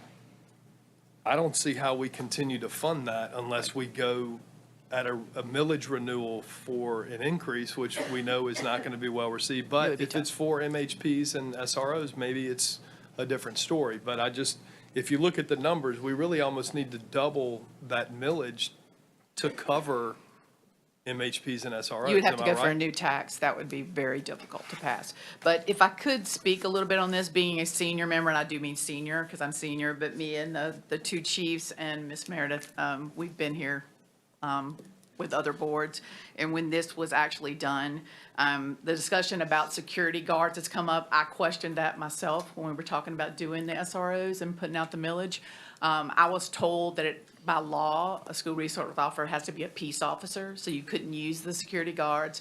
And they also said that they couldn't make arrests like a security guard. There's no oversight of those companies that do that, so it wasn't a good idea. I questioned it, and then when I actually looked at the cost, it wasn't that much cheaper. So we're better off having officers that can arrest on the spot or, do that process than having the security guard. So I do support that. We did promise the public that we would have an SRO in every school. That was part of the millage passing, so I don't think we should ever renege on that, even though it is a cost. And the MHPs also, that was part of the deal when the millage was passed, that we would fund part of it from general fund, whatever that may be, and the rest from the millage. So that's just my take on that. I'm hoping that the property tax does come in a little higher, so that's more 50-50. We'll just have to wait and see. I was conservative when I budgeted the millage for the SROs. So, and that will come up for renewal in a couple of years, so hopefully the public will renew it. But if the board wishes to try to get a new tax for that, we'd probably have our best chance with SROs and MHPs, security. If the public was going to vote for something, they probably would, but I'm getting a lot of calls about property tax bills, so I don't know if you could get a new tax. Would be tough. The last thing I'll say is, not only do I believe teachers and employees need pay raises, but I also think all the people in this room are grossly underpaid for what you do for the school system, and us school board members too, probably. So, Yeah. But in any event, I do thank you very much, everyone here, for what you do for the system. So thank you. Thank you, Mr. Green. Mr. Harrell. Can you start in these people at the queue? Thank you, ma'am. We were just looking at the food service collections. What does that account for? I believe that's going to be the employee meals. Okay, And then it could be extra meals possibly, that the students that buy extra meals. that's probably my Yeah, kid. yeah. And I know last year's budget, there was some issues, I guess, with the federal government and state government pulling back what they were reimbursing us for, and then also increased cost of the food itself was Absolutely. responsible with a lot of that. Yes. And then increased cost of payroll, because we did 2 steps. So every time payroll goes up, it impacts food service. We have the highest labor costs for food service in the state as far as school districts, because we provide a very high-quality lunch. A lot of districts don't have the salaries we do for their food service people. So that's a lot of the issue with the fund. Okay, thank you. Ms. Delaney, how are we looking, I'm sorry to make you get up. I was prepared. How are we looking this year with food costs and stock levels? I mean, are we high on stock, or can we kind of work through? On our purchased food bid, we have 230 items, and when I was doing the analysis before the beginning of school year, each of those items went up between $4 and $10, all 230 items. So we're trying to utilize our USDA commodities to the greatest extent possible, and as Ms. Prevost mentioned, we do provide a higher quality lunch than a lot of the districts in our general area. We fresh bake our bread, we fresh bake cinnamon rolls, we make beignets. Like, we do a lot of scratch cooking for our students that requires more labor. However, my staff, my direct supervisors, are in the schools looking at efficiency of all of those employees. And if we have 7-hour or 4-hour employees that may be unneeded and can shift some of those job duties into the other employees in the kitchen, that's the deep dive that Mr. Alfonso and Mr. Jabbia mentioned, that is also being done in the food service department. Great. Yeah, you can get rid of some of those fish fillets and, when I was looking through the have any budget, I'm looking at the, I don't have any yeah. fish on the menu unless it's gonna be catfish around Lent. Real catfish. Yes. And I know I've mentioned it before, but I'll be curious to know if, like, our 4-hour employees, if there's other roles that they could do within the school system to make them an 8-hour employee? Do 4-hour in the morning and roll right into something else to where we can consolidate a So job? there Just- is some, it's very rare, but there is some employees of food service that also serve as custodial at that same location. Okay, that's good to know. Thank you so much. Oh, he's got more. And I know you mentioned about the MHPs and the SROs. I want to say the law is the same for nurses. I think if you hire a school nurse, it has to be a registered nurse, not an Yeah, LPN or a, Yeah, I think a LPN has to be supervised by a registered nurse, so we wouldn't be able to use LPNs in our schools, because we'd have to have somebody there supervising. okay. Yeah, And that's my I know understanding. like that was a big deal when we did this with like Fifth Ward. Right. Because they are so far from any sort of medical treatment. Right. Getting a nurse there and an SRO was wonderful because they had somebody on site that could take care of some of those kids while they waited 20 minutes for an ambulance or something. Sure. This was all discussed when it was agreed to by the board. You know, we talked about LPNs, we talked about, everything was researched, and, you know, I think we have the best setup that we can have. Unfortunately, ESSER covered it we were lucky we covered it for a couple of years, but then the 28 came into, the 24 came back into general fund this year. Thank you so much. I appreciate It's all still the worth work the you. cost, in my opinion. Thank you. Ms. McCollum, before you go again, didn't you go already? Yes, I did. Okay, hang tight. Anybody else? Okay, so I have some questions. I was trying to get to I don't remember your last name, I apologize. Okay. I have some questions on the food service. So I know as a board, it was voted for free lunches or whatever. But I'm understanding that school lunches for teachers Yes. has gone up. So I guess I'm always the bad guy, so just bear with me on a couple of these. Why are we trying to have our teachers cover our deficit? So That's- this was a long conversation between us, and it basically boils down to the cost of food and the cost that it takes to create a plate of food, and that is up to $5.50. So in order to, try and cover some of that deficit, we have increased that, but we have also increased the parent and visitor fee at the same time to make sure that there's still a perception of a discount to the teachers, but that some of that cost is also absorbed by, any of our visitors or outside people that may be eating at the schools as well. That's a break-even cost. So I take the burden for that. I insisted that we do that considering we have losses. I don't think you can buy lunch for $5.50 even if you get a Happy Meal at McDonald's. So I still think that's the best deal around for the food we have and the quality when you compare us to other districts. Okay. So, yeah. People have asked me, so, I'm asking you. That was the reason. So there you go. Yes, It's ma'am. either it's got to be cut somewhere, or, we got to feed the kids first, and then Right. unfortunately, Okay. employees have to pay just at the cost. I'm good with, you can sit down now, sorry. Not unless somebody else calls you up later. As far as, somebody brought it up earlier about the RNs for schools, like, high schools have, 1,500 kids in it, they have a nurse, but then you have Boyette, who has half of those kids, and they have a nurse. Right. Is there a way, and I'm using my district because I know it better, that Little Oak and Boyette can share a nurse? They're literally 100 yards away. And I get it, but somebody was saying, if you compare the ratios, just like you're doing teachers to student, we have 1,500 kids in North Shore High School, they have one nurse. We have probably 700, 800 kids at Boyette, and we still have one nurse. But nurses do more than just handle emergencies. They're managing care for students. So, you can't really do percentages like that because it depends on how many kids at that school needs that. You just don't know. I mean, you could look at. And I see that, but like, for example, you have, I'll say it, like at some elementary schools are K through 5. Correct. And they have a nurse. Right. Cypress Cove has 2 grades. Well, 2.5 because they have pre-K too. And they have a nurse. Right. And Honey Island right next door, combined, maybe the numbers of students are different, but they each have a nurse. So Right. if we're talking about it's coming out of our budget, Right. and again, I know nurses, and I'm sure if you're watching, I'm not your favorite right now, but if we're looking at ways to do it, Right. and I'm talking my side of town, schools are like literally from me to Matt.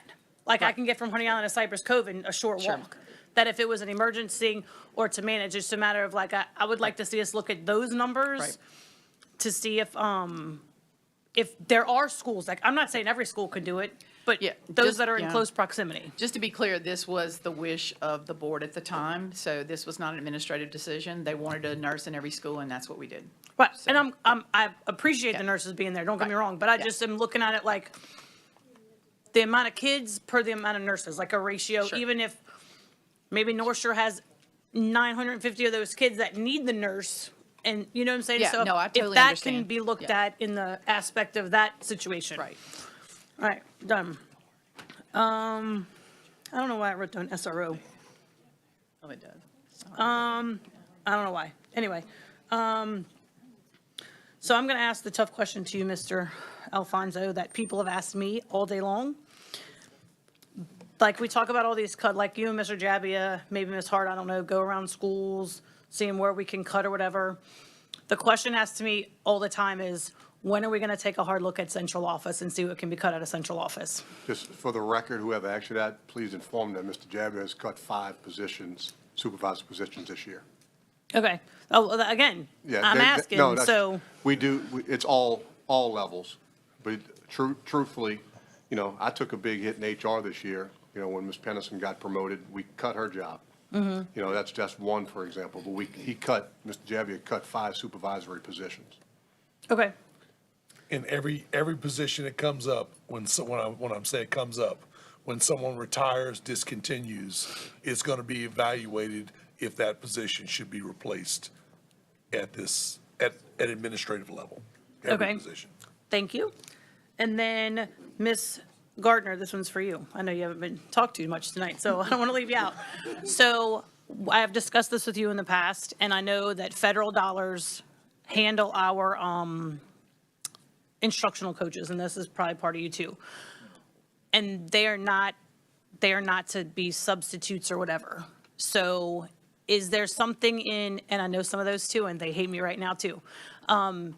Some of those, like, and I'm going to use my child, for example. We've had this discussion. Her math teacher went out sick for a family emergency for the whole second half of the year. We as a board have to pass math in 8th grade. Have to pass all 4 core subjects. But now I have a teacher whom I know, not a math certified teacher. But we have however many instructional coaches that are certified math teachers. So now my child had a sub who is not a certified math teacher trying to teach her math, and it did not go over very well. Again, no disrespect to that teacher, because she's there helping, filling a gap. But is there something that we can write in the grant that we do, whenever we do it, however that works, to say there could be a possibility that we have to pull a person to do this job? You cannot do that because of the federal money spent to do that. So you cannot take, substitutes are paid out of general Correct. funds. So if you do that, then you have to pull that coach into general funds because that's supplanting. But I will say this, if we do that, based on the questions that were asked about how many people are out, we can send one coach to 15 different schools for 10 minutes a day, because how do you pick where they go when I guarantee you every person sitting up here has somebody that's out? So who gets the first Okay, and I dib? guess my thing would be, like, not a substitute for the day. I'm talking long-term subs. Right, so we probably, I can't I don't know the this, answer. But somebody may be able to tell you how many long-term subs we have right now in the district. So my question would be, and I'm being for real. No, I get Who it. gets the long-term sub? Because we have 55 schools that probably, all of them have long-term subs right now. So In a which- core subject. So if somebody can get 100%. if somebody can get that information for me, that would make me try to see how But to it do it. still couldn't be done because of the way the money is spent. You cannot do that. That's supplanting. You can't that's pay not because something you- we pay subs. No, we pay subs out of general funds. That comes from federal funds, and you can't pay the same. Like, we can't pay general ed teachers while general funds paying general ed teachers. You cannot do that. But there are not enough coaches to sub in every single position that's a long-term sub position. I promise you that. So it's really gonna be who gets it. Boyette gets it, or does Abney get it, or does Covington get it, or like who gets it?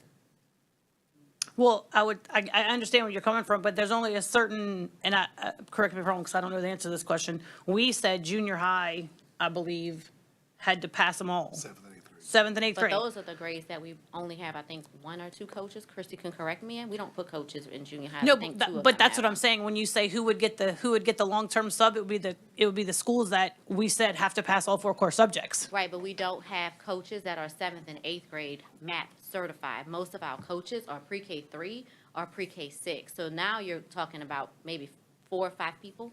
So we in the don't have whole any, pocket. how many, we don't have any math, we'll say math, we don't have any math coaches that are high school certified? No, we don't have any high school people, no, Okay, no. okay. Again, questions people have me ask you.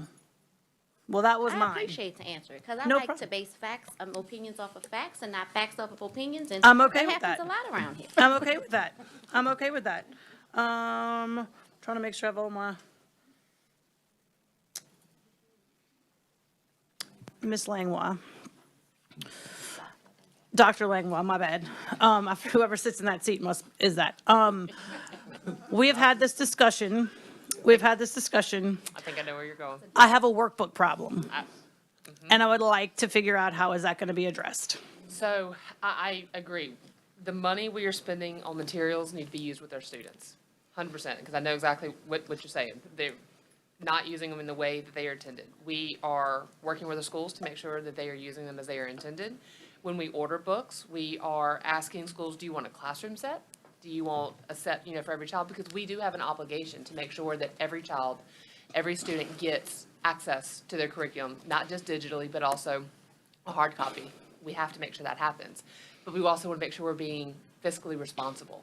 So those are things we've put in place, but we're also, as we are on campuses as a team, a CNI team, between our supervisors, our directors, myself, when we see there, why are we not using these textbooks? And why are we not using these resources, if that is happening in a case, to make sure that's being addressed? Because you're absolutely right. But when we do purchase, getting the cleanest, most accurate number of what we actually need, so our schools have what they need for our students. Okay, thank you. I appreciate that because, like I said, it was stressing me Totally out agree with you. when I heard that, and I'm like, wait, what did you just say? Totally Because agree that with is, you. if we don't need them, I'm okay with not buying them. If that's not part of the package, And then they're don't made buy them. to make things more efficient, and leverage that. And if it's not, then we need to know where the problem is so we can address it and remedy that. Right, So, and yes. so let me ask this. So if you get it, we'll use science, for example. Yep. If you, high school teachers, you poll all of them, and miraculously, they all answer you. And the overwhelming majority says, textbook's not really working for us. We don't really use it. We use the textbook. We might take a problem or two, we put it on the board, we have them work it, but they don't take the home. Can we just not order them? Or just a set?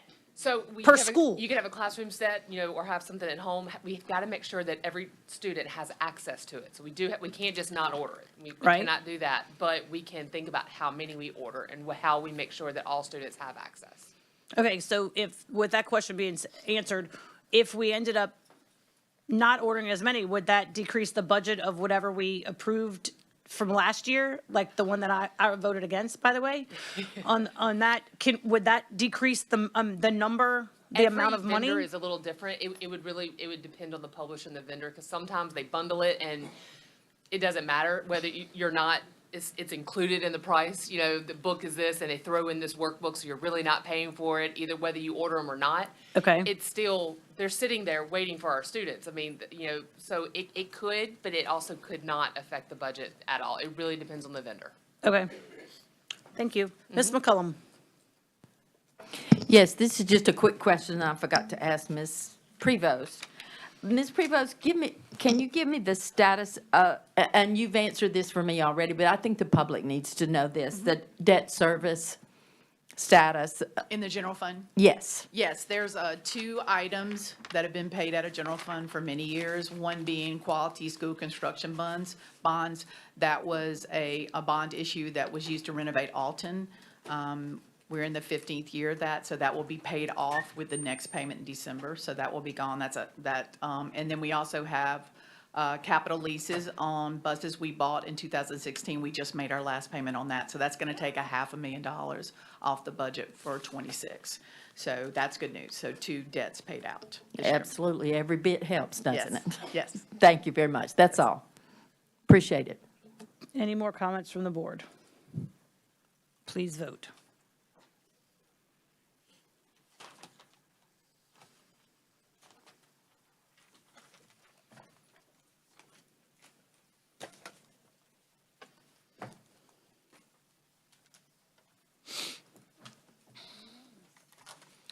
And that passes unanimously.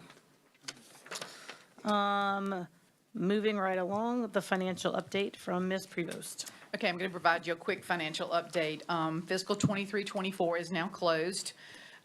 We currently have a deficit of 5.9 million, but we have not closed the health insurance fund yet. So as you know, we've had continued deficits in our health insurance fund. Gallagher, our insurance consultant, had projected we would have $6 million deficit for fiscal 24, so I pre-funded that in May. So I was prepared for the end of the year. But good news is, watching claims over the summer, I'm hopeful that it's going to be less than 6 million, so we'll be able to put money back into general fund. So that will lessen that 5.9 million deficit. So I'm hoping it gets down to closer to 3 million deficit. So that's much better than the 8 I projected. One of the big contributors to that also was our accounts payable for the summer was $3 million versus 6 million last summer. So that shows that costs are falling, since it was half of what it was last summer. And our revenues, we're continuing to see little increases every month.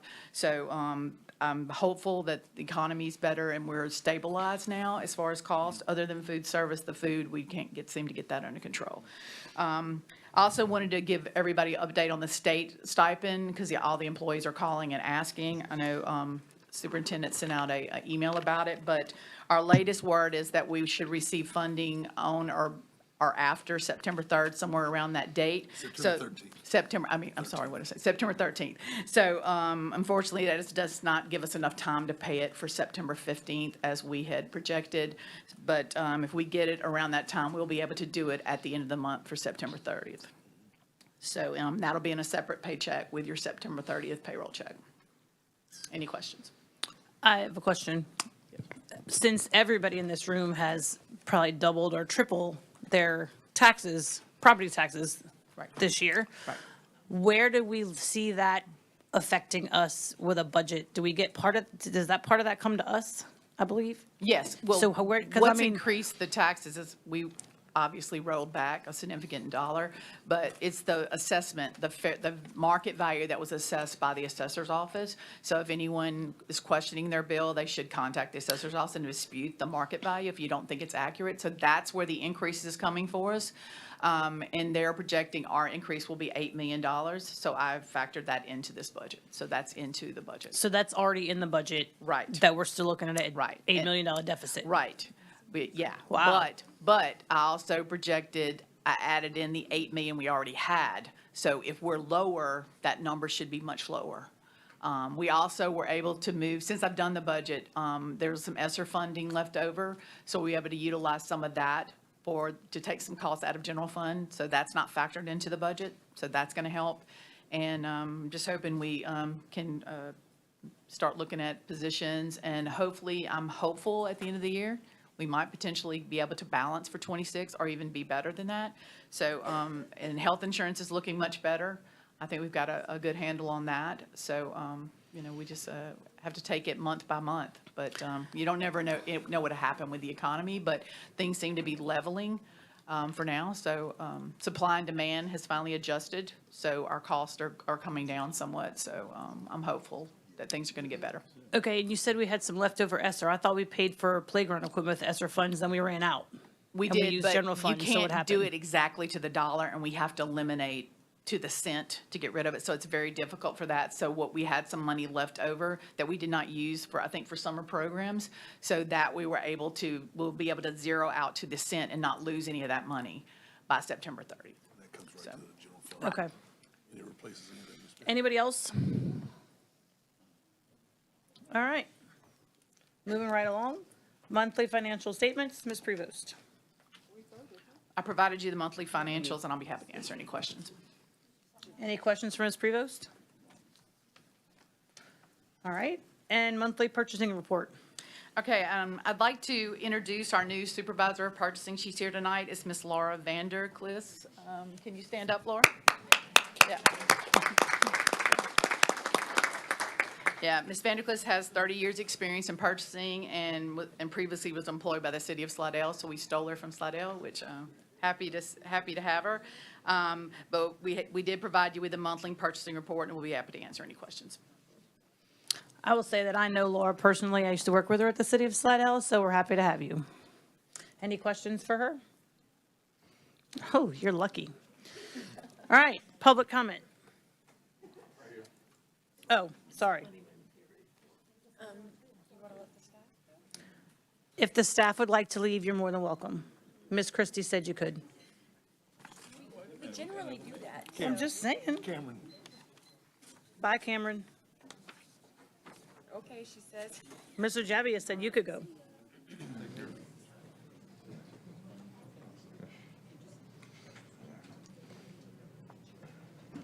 I'm just giving to make sure they all Sure leave. thing. Okay, first up is Mr. Osborne. Good evening again, Madam Chair, board members, administration. I appreciate the in-depth discussion about the budget. I'm convinced there is a sincere effort here to look at this from many, many angles, and that's what it's going to take. And I know a lot of you get your questions answered, but I also like when you ask those questions like Ms. McCullum did that you think the public needs to know, because it's all an education piece. So I do appreciate the in-depth discussion tonight. I gave each of you a copy of the new CBA. We're proud of that, and I appreciate the board. One thing you may not know, it's been expressed a lot that Bessie a lot of times steps on local control, and so does the legislature. This board has the constitutional right through the Louisiana Constitution to enter into a collective bargaining agreement, and that's what you chose to do, and I appreciate that. We're going to do everything we can to honor that commitment and make this a better place to work for our employees, and do everything we can to work with Superintendent Jabbia to make this the most successful school system in the state. As with anything new, you know, there will be some adjustments. We're already looking at maybe some MOUs to try to help this duty situation. We all have the best intentions, but sometimes there's unintended consequences and you have to adjust. I appreciate y'all inviting Representative Wright. I'm not really sure of the backstory there. But I kind of felt like he was standing in front of a firing squad, so hats off to him for being brave. I'm kind of like Ms. Hirsch sometimes, I ruffle feathers, but I also like what Ms. Lamy said. It is about relationships, ultimately, and we have to build them, as frustrating as it can be to deal with legislators sometimes. So I think tonight was an interesting start, and I hope it leads to something. And so thank you all for your leadership. As he said, St. Tammany was the best represented parish, and I think we need to keep that going. Appreciate y'all. Thank you, Mr. Osborne. Next up is Ms. Stephanie Underwood, and she's waving that she doesn't want to. All right, Ms. Barrios, with a new haircut. Noticed it like a month ago, but I didn't say anything. Okay. I grew my COVID hair. So I opened up my email this afternoon for kind of an unpleasant surprise. It was an invitation to the St. Tammany Retired Employees Association meeting next week. And on the agenda were, in addition to Mr. Jabbia, and I think you picked a very difficult time to come because your partner that you're bringing is going to talk about new options, I believe it was stated, for retiree health insurance, which means one thing: it's going to cost us more money. So I'm here, first of all, as a public announcement to anybody who's listening that's a retiree now or that is a prospective retiree. It's not going to make many people happy that are looking to retire in the next few years, because that's usually a devastating increase when you're on a fixed income, number one. And in some people's cases, like mine, I worked in the private sector for 25 years before I became a teacher. And I only taught for 16 years because I sort of aged myself out. So I don't get most of my Social Security, which is the case for any retirees in this state who take retirement benefits. And my retirement is very, very small because I only taught for 16 years.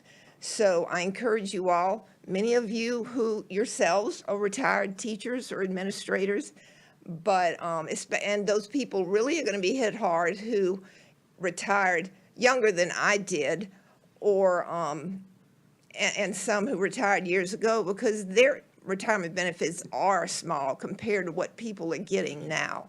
So I encourage you, I haven't heard anything about this, so I assume you all haven't voted on it, or whether or not you are going to vote on it. But I'd like to discourage any increase at all. That is not the place to get the budget back in order for your retirees. That's sort of the promise of sticking with it for so many years and doing a good job. So thank you. Thank you, Ms. Barrios. And that is the last we had, so that concludes this meeting. Stand by for meeting number 2.